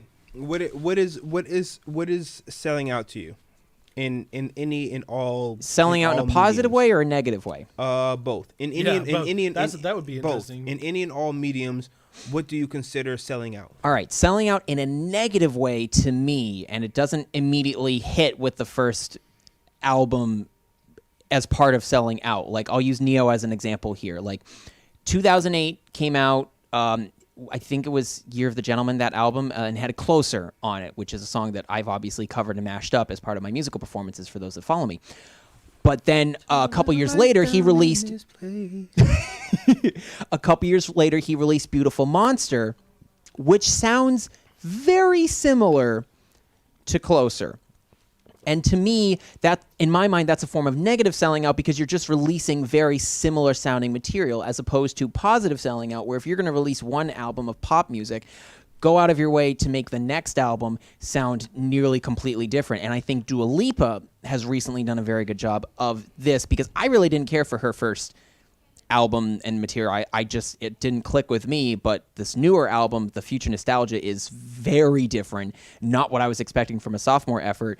And that to me is going towards positive selling out, if that makes sense. So being able to still reach a wide audience, but also sound different enough between your eras of music, that to me is positive, as opposed to negative, where So it just that- all sounds the same. So I guess that sort of the thing about that is like it depends on whether you are changing your shape and your sound to sell more records, which from that perspective is ultimately the goal, right? You want to sell as many records as possible. Do you want my honest critique? Or I know what you're going to say, but I do want you to elaborate on that. do you because I know how you feel. do you want to sell more records? Absolutely. Right. How you go about selling more records is So where's that line? So all right. What is selling out to you? One, the comparisons because of the nature of the music and their upbringing aren't parallel. Because Neo was I think he was a Grammy Award-winning artist before he had made Closer. Not an artist, writer. Okay. Yeah, that sounds right. Yeah, Right? yeah. So like Neo had been making hit songs for a very long time. Which many Around this do. time, he wanted to break out and do his own sound. Someone liked his voice. Now, when you're unsure of yourself because you've been in Neo's story, right? You've either been unsure or been told no so many times, but then you get there, you feel successful, you make so many songs. Who's not to say that Closer is his least favorite song, but because of mainstream success, he just assumes that's what the fans like. So now on my next project, I'm going to try to make as many or as close to what I feel like the fans are going to Yeah. like. Sorry, Derek, not to cut you off. If you stand That's near Peter them, Parker and Doc Ock. if you stand near them for a bit, you can kind of hear their conversation that goes on. If you want to take I can a look read. at that. Can you guys read the captions at the bottom? Yep. Well, I don't For know the if most got part, you're on the covering stream. them sometimes. Oh. My bad, guys. No, don't worry about it. Move yourself. Read these captions. This is how I watch TV. I read the captions. No, But- and I but guess in Dua Lipa's part, right? Yeah. Dua Lipa is a more new age. She's a creative, right? She didn't have to. She's not writing she didn't go through the process of writing songs for other people, Where did Right. Dua Lipa come from? right? Exactly. I think So, she got right, better so producers to- for her stuff for the second album. I definitely don't deny that. So to your point is that she has the freedom of being able to, right? Let's just say her first album came out, it did what, however she got to wherever she's at to be known, et cetera, et cetera. But because she's on the gradual path of finding herself, of finding her sound, of trying different sounds, like she's also in a genre that lends itself to being able to venture out and the fans be willing to be adaptable to what you're trying new, right? So that's so in the comparison, you know what I'm saying? Neil low key could have sold out a while ago because he could have stayed in the background and gave all his biggest songs to even bigger people and probably had a bigger payday than what he got, possibly. Yeah, I guess with Neo, for me specifically, in my mind, he's a dancer. He can dance. And in terms of the negative selling out that I was talking about, he hasn't really... I don't think he's attempted enough to replicate the strong dance presence that he had. I mean, he's a judge on World of Dance, but he's not really dancing in his work. Did you see how much after that first how much was he dancing though, right? He wasn't, I don't think he was, because he more focused on the R&B part. Right, that's what he focused on. But as a dancer, I get upset when dancers who can dance, who are out there in the world, aren't utilizing their talents because they're not going to have that forever. How do you feel about R&B music? Like, and when I say R&B music, I mean what they consider adult contemporary music.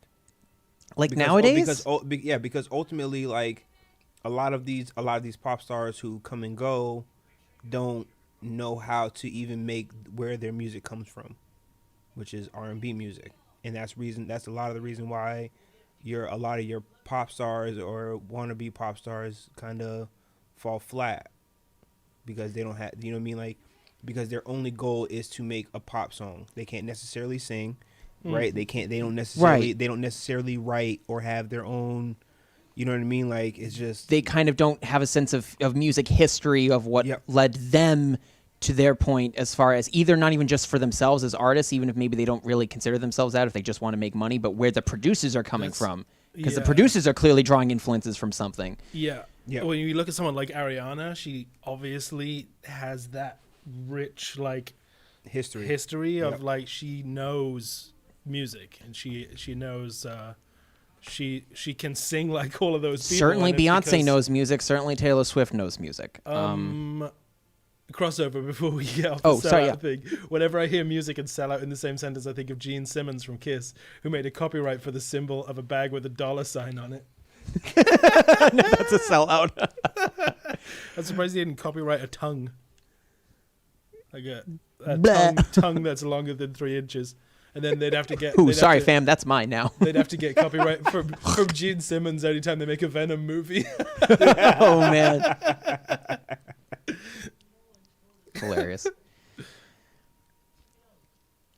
No, I don't know. I think hunger plays a big factor in terms of selling out positively and not selling out, or selling out positively and negatively. Like, if you're willing to continue to try new things, to try to either write newer songs, find more different sounds, and it's tough when you get to this level of success, trying to stay hungry, trying to not even so much finding relevancy, but trying to find things that inspire you, as opposed to just you and actually make you, that take you to that next level. That's hard.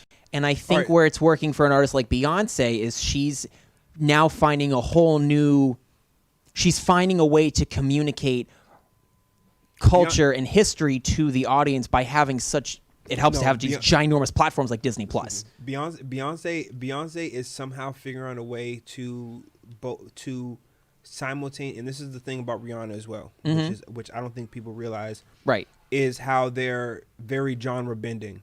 Yes, they're giving you pop music, but at the same, in their pop, in what is considered pop, in their pop stylings, they're also able to give you R&B soothings. You know what I mean? Like, yes.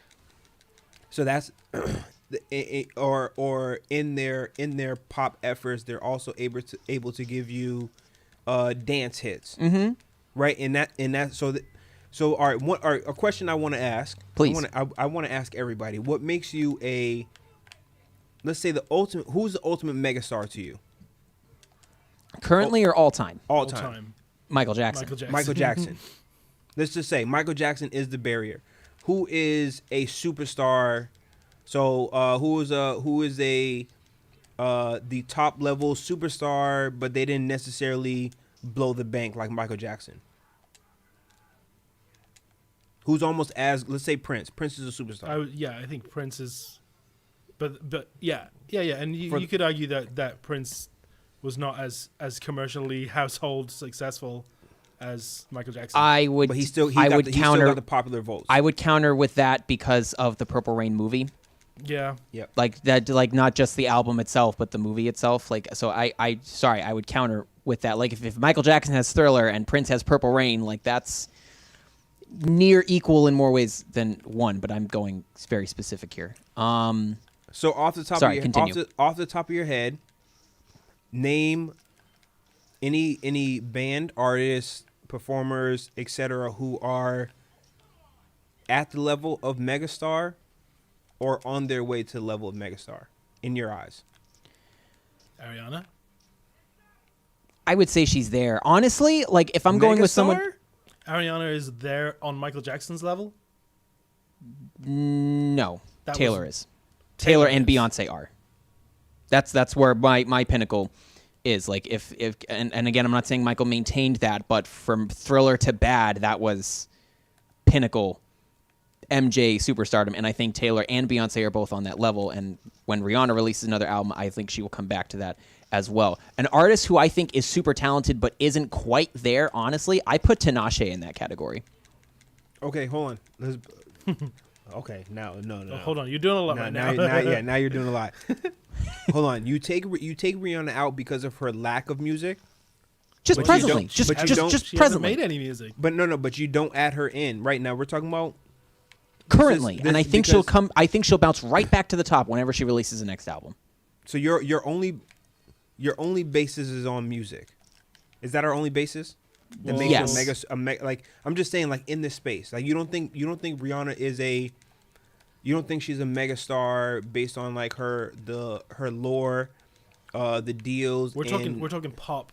I'm talking artists. present pop, like currently Okay, in the okay, moment okay, right now, okay. staying relevant so with everything. releasing music is super important. It's super on that- important. Yeah, on yeah, that yeah. side. As a Okay. music artist, Yeah, and yeah, when okay, she I got releases it. the next one, she will Yep. just bounce right back to the top. That's my point. And that's not to say anything for her artistry as an actor or as a Everything else.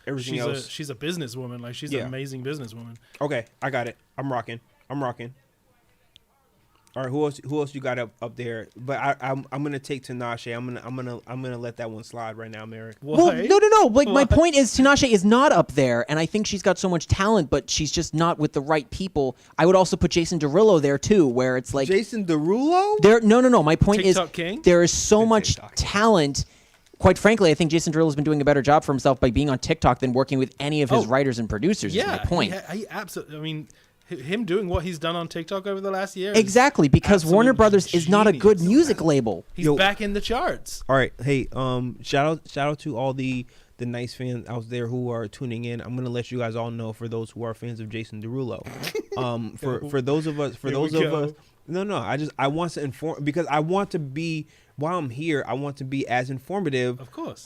from the other side. You know what I'm saying? From the That's what black we do. side, the dark side. So from us over here, like Jason Derulo is What? Use your words. they can see my hand movements. Yeah, but you got to be more specific than that. It's What- it's like there's more Sounds like you're saying you have an issue with Jason there's Derulo. there's way more expectation on the music side, right? You guys are talking about TikTok. This is a thing that, like, no, there was expectations of Jason Derulo to reach a certain status, Yes. and to do more musically way before the TikTok thing came Oh, yeah. on. Yes, Yeah, absolutely. I think the TikTok thing for him was was the best thing to happen. Was the best thing to happen, but it was also like a last ditch effort. I think. Yes. I think if it wasn't for that, he was off the radar. All right. And he was, he was Jason Derulo. I mean, Absolutely. Famous, all right. No, He was performing at mostly famous for Foxwoods singing last his own year. name. All right. All right. No. I'm good. I chose Derek Huff over Jason Derulo, and I wasn't sure if I would regret it. And after looking at the online videos that people put out of his Foxwoods performance, yeah, I chose better with Derek Huff. Sorry. All right. Continue. I know. I wanted to make sure we were on the same page. That's it. Because I didn't know if we were seeing, because there is a. All right. Anyways, what about superstar level? Who's like? Are you saying who I think is superstar level that isn't superstar level? Yeah. Currently now, Justin Timberlake, who was superstar level, is no longer superstar level because of his last album. You know what's crazy? How do you measure this stuff, though? It's there's so many different metrics. Positive relevancy. That's how I measure it. Beyonce released. Okay, but you know what's funny? You know what's funny though is because we had Elvis crossovers, throwing Elvis in there for the superstardom. Elvis is a megastar. Solid. But he was on a decline closer to his death. The Vegas shows were considered parody. Yeah, but we still know him due to his megastardom. Right, which is not a timely thing. Like once you reach that, it's you're a legacy act at that point. Because the reason why you know what I'm saying, the reason why your decline is so important to your career is because you reached that far. That's what I think. No one if Elvis was declining quietly after the demise of his career, it wouldn't have been, it would have been more like, oh. So my question is what is the criteria, Merrick, that you're grading these people on? Because you were just bigging up Justin Timberlake the other day for not everybody gets to perform at the Super Bowl, so I'm confused.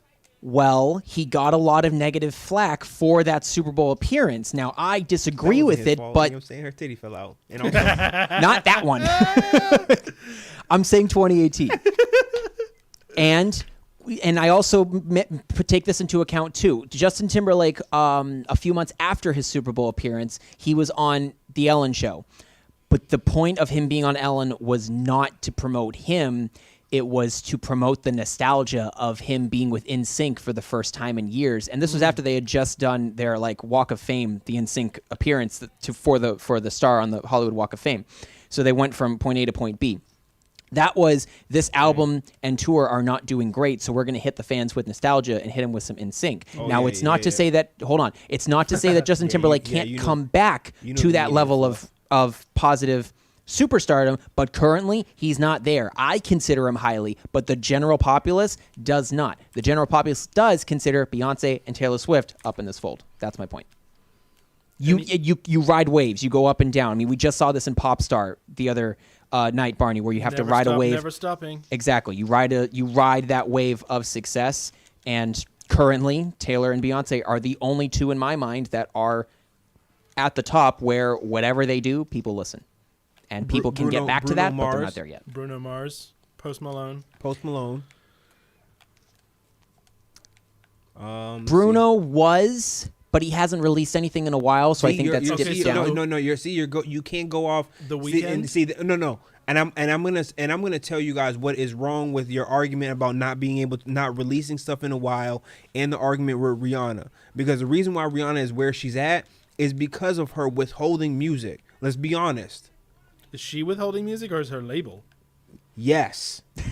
I don't know. To be honest, I don't know.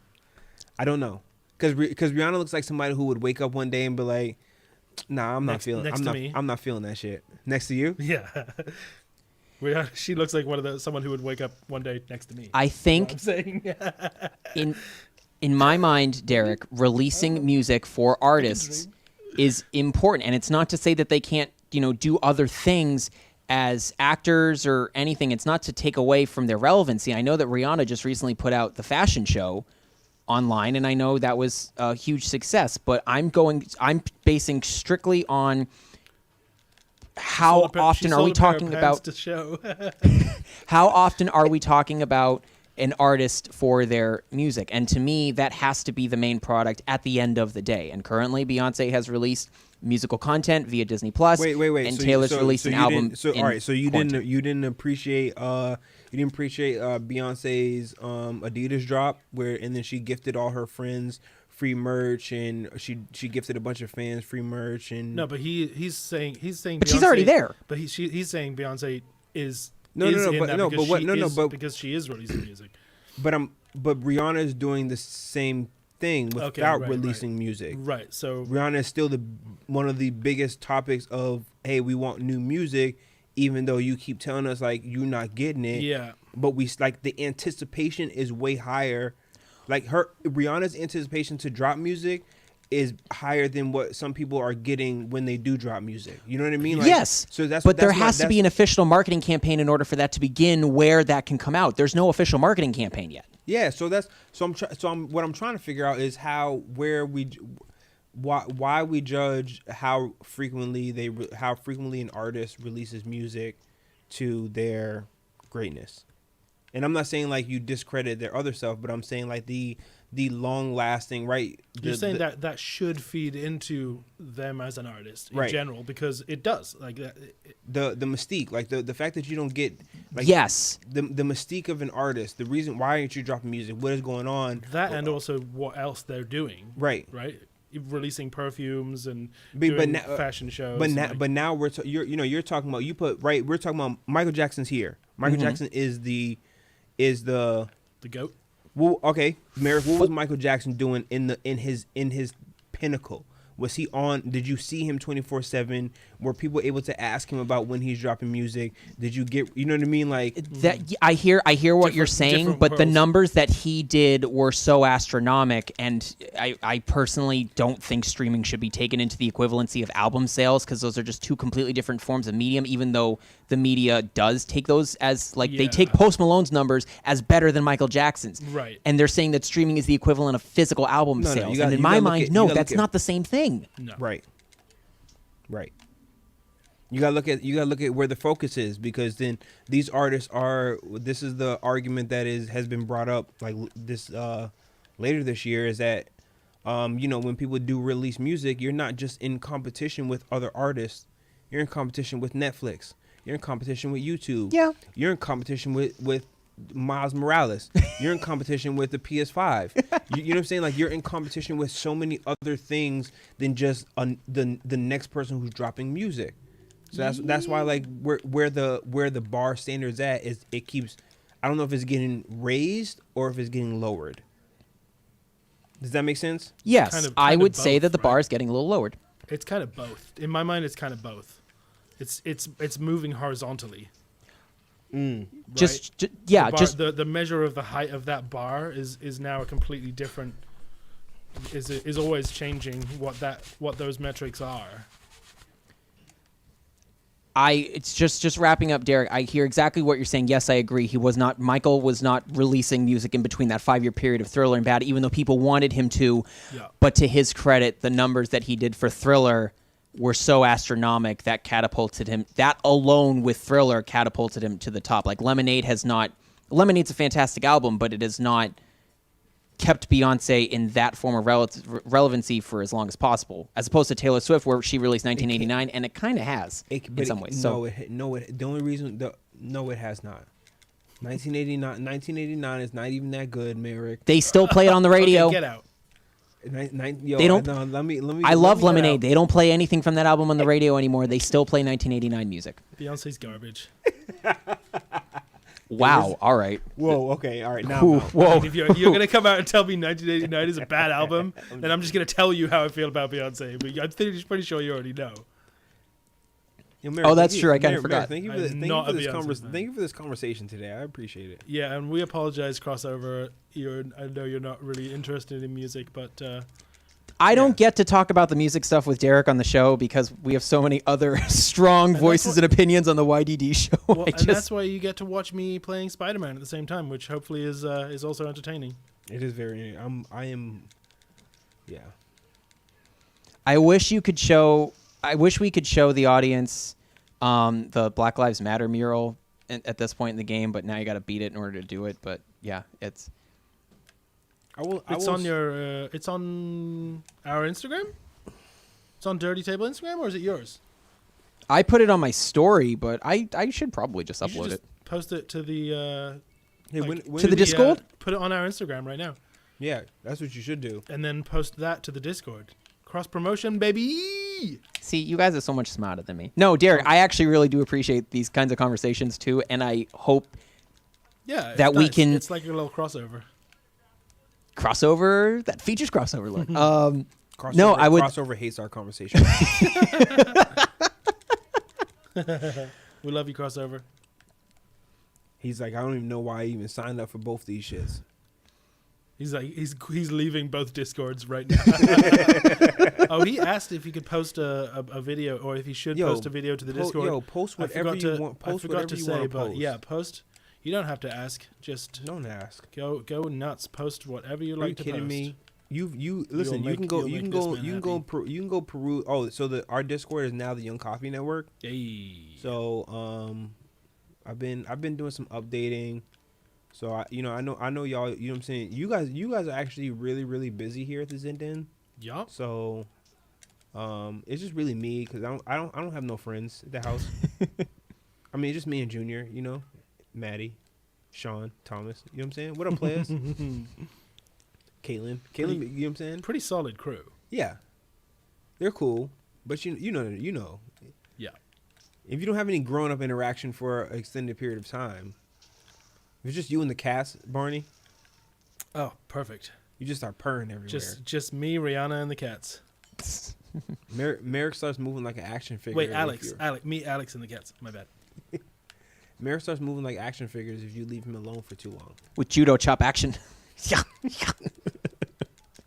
You see? No, I love the pop music conversations because I really don't get to have that many outside of, Barney and stuff. But I appreciate these. Oh, okay. All A lot. right. Now, last question. Do you think that there? Oh no, I can't ask you this question because your knowledge in hip hop isn't as vast. That would But be I- true. But I'm gonna be true. ask the question anyways. Please. Do you feel like there should be, because I know Barney can answer for me as well, do you think that there should be more hip hop music in the quote unquote pop category? Yeah. Absolutely. Wait, what? Do we think there should be more hip hop in the pop category? Like I'm saying, and you know what I'm saying. Could there possibly be more? No, I'm you confused. know what I'm saying. I would say in terms of like awards you're recognition, saying- like artists who are up for like album of the years and stuff like that. Like if we're talking like that that what you're comparison, saying? yeah, You're it not almost talking about feels. popular music. You're talking about Yeah, but no, I'm recognition of saying pop artists. well, both. I'm saying right what pop music stands for, which is popular music. Yeah, I think we're headed that way as a natural consequence. That being that pop music is so heavily saturated with hip hop influence. I'm saying the opposite. I'm saying yes what you're saying, but I'm also saying like the opposite, that there are more quote unquote, like I'm saying numbers wise, Merrick, numbers only. I'm saying by the numbers only that there are hip hop acts that are doing better numbers than the quote unquote pop Yeah. acts. Yeah, I think there are. So your question is like, I'm not sure what the question is. Like obviously, who is the question? I'm saying like you can't. I mean, obviously you can't transition. I don't know if it's a genre or reclassification, right? But you can't switch how the radio programs, right? Because they program towards the best of their demographic, which is not going to respond to all of the best. You know what I mean? Like if it's the top 100. You know what I mean? On certain quote unquote pop stations, you're not gonna listen to "Life Is Good" by Future and Drake, right? Yeah, yeah. But is that that's literally been the number one song consistently on all streaming platforms? See, for I disagree with you then, I guess, because in my experience, and I listen to a lot of pop radio, right. and it's 90% hip hop. And like that Drake track is on terrestrial radio, like pop radio, all day long. and other hip hop, like Roddy Ricch is all over. Yeah. So I think we're already there. I don't think that's, I think that wave has started to crash, and it's already too much. There's already too much momentum. Like all of the kids coming up now are like TikTok users and I do social think it's media kids. underrepresented in awards seasons, though. Which I understand is a totally different thing. conversation, And I and think that was what that's- I got from what Derek was And I was think saying. that is on the way as a natural consequence of there being so much hip hop in pop. Or hip hop being so popular. I think it just has taken a while for it to sort of show in the awards sense. Yeah, I personally would still like to understand how Beck won Album of the Year at the Grammys over Beyonce's self-titled album in 2013. That still Well, makes I'm gonna let no you finish. sense to me. I think was the clear definer where I think a lot of hip hop not resembles this. You remember when Lords came out with that Kings joint? You wanna be Royals. Yeah. Kings. Kings joint. We'll Sequel never song. be kings. Kings. Sorry, Derek, go ahead. It's okay, I'll be a queen. And baby, I'll rule. Yeah, what happened In to the back Lorde? of a limousine. she's been consistent, but again though, like she hit Tennis Court was a great she track. hit stratosphere status ASAP, She did. but because like And that it wasn't maintained. Now mind you, this is a thing, is that I listened to Lorde, like I listened to the first couple of her projects, like that one Royal song was like, you know what I mean, like it was a one song that sounded like that amongst other songs that sounded like she was Billie Eilish before Billie Eilish. Ooh. Smoking that smoke. Are you kidding me? No. I think it's a great take. I actually agree with that. I never thought about it like that. I'm in agreement. She sort of paved the way for Billie Eilish. Right Yes, there. I'm not. No, I don't disagree. I'm not saying that she paid. No, I'm saying I'm saying not only just Billie Eilish. Barney, now stop me if I'm wrong. least you A can lot hear of the what trap Lorde says. tunes, a lot of the little trap tunes that the little homies try to make sounds a lot like Lorde's Royals. Not a lot like it, but you know what I'm saying. Like Yeah. The influence is the there. influence yes. is there. Yes. So there's a lot of, and that's my point is that a lot of the quote unquote where you're hearing the Roddy Ricch, and like I personally feel like a lot of their music is I don't want to say it's in the hip hop vein, but it's in a lot of the pop arrangement. That's where I think. Oh, where- Miles. That's Oh, Miles. Oh, good God, Miles. He got his head stuck inside a car. Sorry. I died. It was very distracting. Don't listen. I thought I said something wrong. Now I have to kill them all again? Yeah, kill them all again. Damn Yeah. it. But you know, pop arrangement is something different, and I feel like there's just the share of creatives share, and we share alike. I feel like as we are starting to introduce devoted segments on the show, certainly we will be having Christopher Walken again stop by the show. And I'm gonna have to developing come more back. variety. Derek, I absolutely think we should have you on more, specifically talking about Music. this stuff. And I understand you have your own show. I understand. And feel free to watch the YDD show Mondays, 7:30 on Twitch at, what's the username on it for Twitch? It's the YDD show. SHO. So feel free to tune in if you want to get more cool music content such as that. But Derek, I love having these pop-esque conversations with you, and I feel like we should. I don't know if necessarily our audience likes it, but I friggin' love it. So I would have you back on to talk about this stuff again for sure. Server's like, no. Nah, I'm 100%. I would love to. I want to. Because I am more of the pop side, and I Yeah. I understand that you dive much more into the R&B hip hop, more the modern hip hop and R&B stuff. I dive a little more than most into the historical side of R&B. and hip hop. But either way, I just love having these musical discussions with you. You know what I would really like, and I feel like we should like, I don't know, it would take months for us to do this. Like I was thinking like, you know what I'm saying, with just like all of us, like Dom, Show, Merrick, Barney. Yeah. Like just, you know what I'm saying, a couple more other people, like, and just like start trying to like categorize or like try to distinguish between the two, or how we feel about, you know what I mean, like where things fall or how we perceive them, because not only how we perceive them, but like we all come from different backgrounds. Yeah.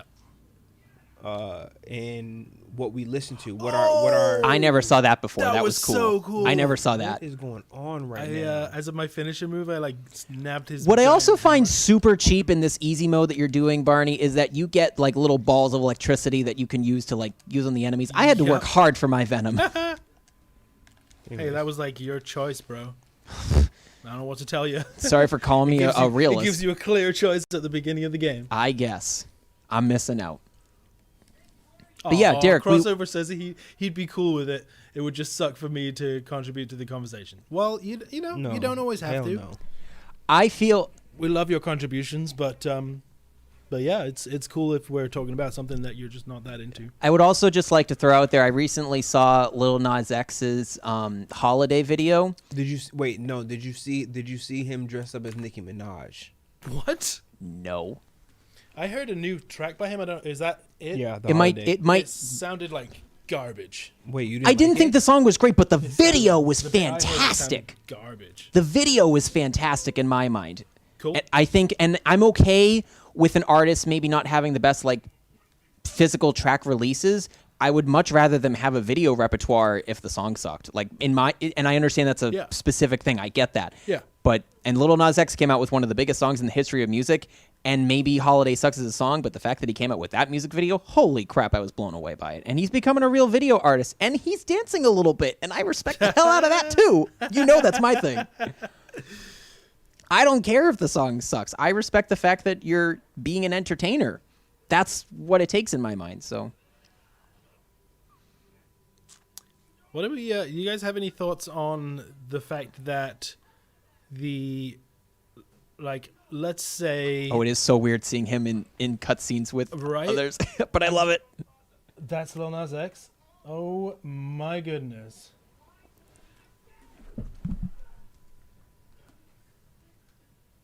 Come on, autofocus. Wow. That's Lil Nas X. That is Mr. Old Town Road, folks. I'm confused. Mr. Old Town Road. Was it okay to be this confused? Yes. What do you guys think about the fact that, like, probably That's over. right now, in the top 10 at any one time, 5 of those songs are from TikTok, or have been popularized by TikTok. Yeah. And I think maybe that is partially a consequence of, like you said, people treating streams as album sales. Yep. And maybe we need to change that, Wait, say it again. because I think that's the main reason. Like in the top 10 at any one time at the moment, probably half of those songs have been popularized by TikTok. Like, Yeah, I mean, yes. Lil Whether Nas they X- feature popular artists Lil Nas X on them. came You know. from TikTok. Yep. Was made famous by TikTok. 24K Golden, Yep. TikTok. Yep. There's more. Yep. Who have literally had their success as artists from TikTok, and now you have an artist like Jason Derulo, who has this whole career behind him and like his own music, etc. And now he's used TikTok to like essentially start a new career. Yeah. Also, but Isn't that just nuts that Well, a Jason- little app can support so much industry? Well, no. What I think is important. Almost is free that industry, too. It gives artists their freedom to promote their music how they want to promote it. Right. So in Jason Derulo, like had he had this same thing going on during his come up and during his rise, would he be in a different predicament in 2020? You know what I mean? Wait, say that again. If he didn't need the No, like if let's just say TikTok existed in 2000. oh yeah 2009, 2010, right? Would 10 he, years would he, ago. Would he have just segued into it and cleanly like Been the been king. the TikTok king? Yeah. No, Wow. I don't think so. I don't think so. I think he saw or discovered a little gap in the market for himself there, and I think he relied on the fact that he was previously famous. Like, and then everyone was like, "Oh, it's really him. Like, it's Jason Derulo. He's on TikTok now. He's one of us." What gets me with the TikTok taking over the charts aspect is, from a songwriting perspective, I love a beginning, a middle, and an end, and a good portion of the TikTok songs don't have that. No, it's like just- Old Town Road, it's a two-bar. without Billy Ray Cyrus, Yep. is under, I think it's a minute 30. But then when you add in Billy Ray Sunflower? Cyrus, it's just over 2 minutes. But that to me is not a complete pop sounding song. And I understand that music can have different, it doesn't have to be concrete. I understand that. But to me, I want a verse, a chorus, another verse, a chorus, maybe a bridge, and another chorus at the end. But I just don't want to be left hanging. That's my thing. I like what I like, damn it. With my pop music specifically, outside of that, like different genres, I have no problem with that. But specifically, if I'm hearing something that has that pop feel, I want a beginning, a middle, and an end. And Old Town Road, as being one of the biggest songs in music history, doesn't have that, and it frustrates me. So all these okay. other TikTok songs have that too. I don't know how we're still on this. I gotta find some notes. So you don't For sure, don't like, crossover lord. For sure, I completely agree with you. Sorry, go ahead, Derek. You guys don't like the shorter song formats. Merrick doesn't. I don't. Like he that annoyed him about Sunflower too, but I love that track. I agree. I'm actually the same way with Sunflower. That also leaves me hanging. I mean, I remember you saying as much. And like, yes, I can't disagree with you that it's a short song. It doesn't necessarily bother me. And that's completely fine. This Yeah. is just me speaking It's as an a- artist it's for a my own personal- preferences it's a of like, personal I thing. want to release material this way. Right. I mean, I would say the same thing. Like, I probably wouldn't feel comfortable releasing a 2-minute track. I'd be in the studio like, oh, okay, now it just needs it needs a little bit more. It's not finished. But that's just me. I feel like I'm quietly getting dissed in the back over here. Wait, what? Wait, what? Because you have shorter tracks? Yeah. No, not at all. Like, it's actually the opposite. Like I was saying, I personally just would have that reaction in the studio. I'd be like, oh, this track's not finished. But I don't judge anyone else for like releasing a track that's 30 seconds long or a minute long or like whatever. That's If totally that's up what to they you. want to do, that's fine. It's just reputation of me. Like, oh man, if I was performing this, I would want to add on more material. That's Right. it's me inflecting on someone else's material. So Merrick's not dissing you, but he wouldn't perform your music. Your bum ass music could never. Although don't get me wrong. Don't get me wrong. Don't get me long? Don't get me. Don't get me long. All right, we'll get you short. Anything I say next can will be used against me.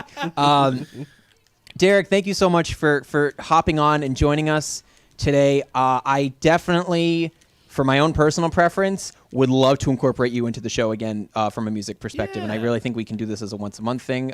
You're hearing it here first. I'm assuming you're available. Like, I genuinely, I really like these discussions because I actually do think it helps kind of progress all of us forward as artists in a way. Because for those that may be joining us for the first time that don't know, we here at the Zen Den Studios, we obviously produce podcasts and such like The Dirty Table and The YDD Show, but we are also musicians first in some ways, or at least for myself. I'll say that for myself. I'm a musician first.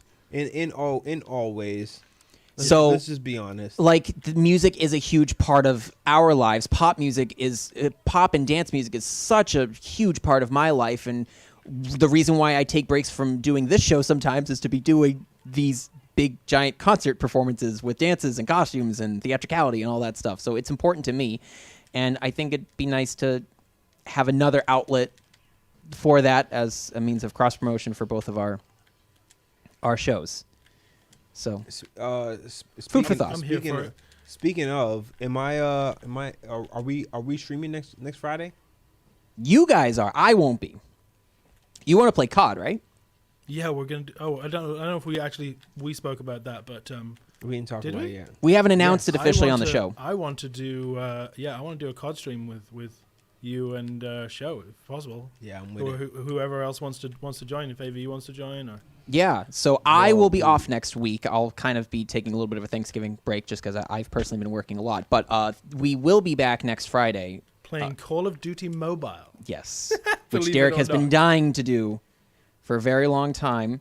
Barney will keep everyone in the Discord up to date with that. Barney, just curious, are you looking... Excuse me. So this is really the final boss. Are you looking to beat Tinkerer before closing out, or May as well, right? up to you? I didn't know if you... If I can.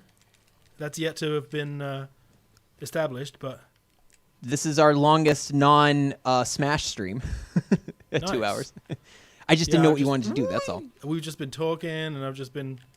Busting it down. I know we've been Playing in going the off. I feel background. bad for those that might have felt left out from the conversation and think such, because I understand we don't usually talk about music and such, but Yeah, we my do bad, talk guys. about fandoms on the show, Yeah, and yeah. music is a large fandom. So I definitely still think that we've devoted. Merrick, am I missing something here? message. So I smack her with this. Then what? You can hit her with the venom.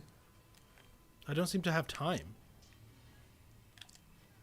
Yeah, what you need to do is basically just keep dodging quickly so that you can keep beefing up, like the missiles especially, definitely, yeah.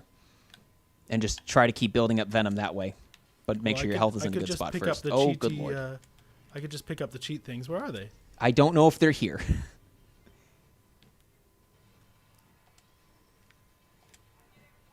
I'm dead.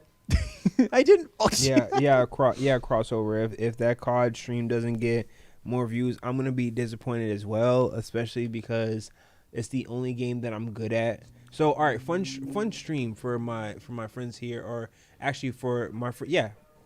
Why was I was gonna correct myself before I said something wrong. That's crazy. Fun fact for my As friends. it's being productive. As it's being productive. Fun fact for my friends here at the Dirty Table Nights is that I am blind.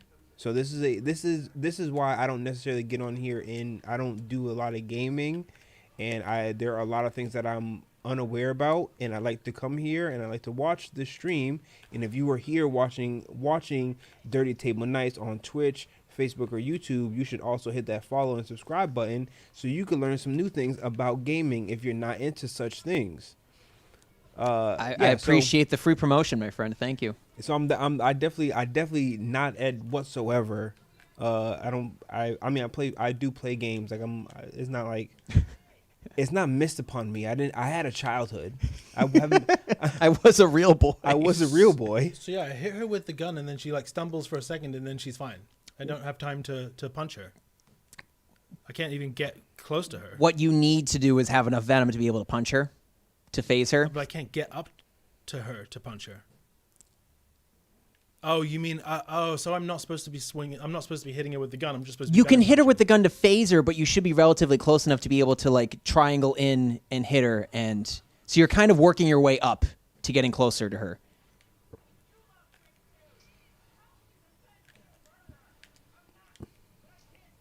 And then I have no venom.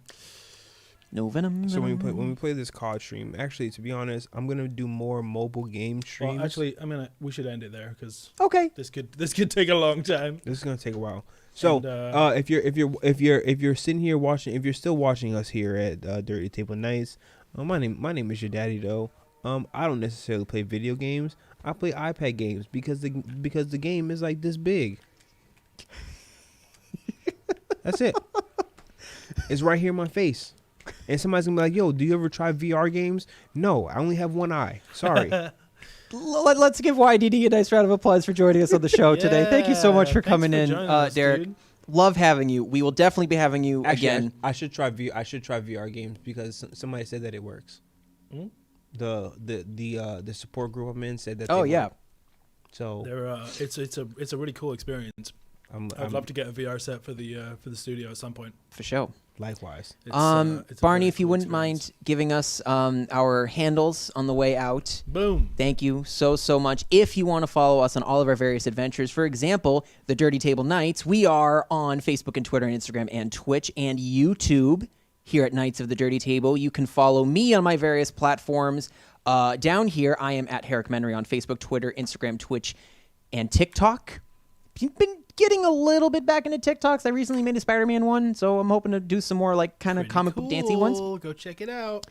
And of course, if you want to follow the Zenden Studios down below and get insight on all of our various shows coming up, we have another big band, for goodness sake, live stream that's coming up next Saturday. Yep. Multiple acts will be coming in. Great night for music and art.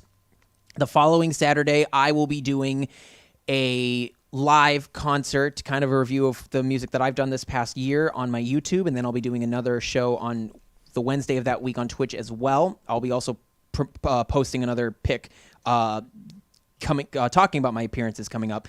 And then Barney has his birthday bash on the 12th, Yep. where he's going to be performing live. Some acoustic, folky stuff, some originals, some covers, a little bit on the softer side. On the softer side. I'm Soft boy much season. more rough around the edges, to say the least. Soft boy Sagittarius season. And then after that, that following week, we have a Zenden Christmas special. Yeah. Where we're just going to be doing all kinds of things related to all the stuff that we do here in the studio. Yeah. So be sure to follow us on all of our various platforms to get the latest on all of our upcoming performances and appearances and shows. Barney, will you be streaming Sunday? Sure. No pressure, but I wasn't. Yeah. Yeah. I still really want to play Minecraft Dungeons with someone. So, and now has crossplay too. So if you have Minecraft Dungeons or you can get it for something, play with me on Sunday. It's a really enjoyable dungeon crawler game, just looting and beating stuff up. So if anyone wants to play that, I can do that. Otherwise, whatever, I don't know. We Yeah, can play make sure you Apex. follow us in. Make sure you join our Discord I will as be well. To get the latest on if we are streaming when we go live, those such notifications. And regardless, I will be off next Friday, so you guys won't see me for a while. But Barney will be back next week with No king, Derek. la la la la. and so the Fools. Queen. I shall be king. All right, cut the stream. Bye, guys. We'll see you at some point soon. Bye.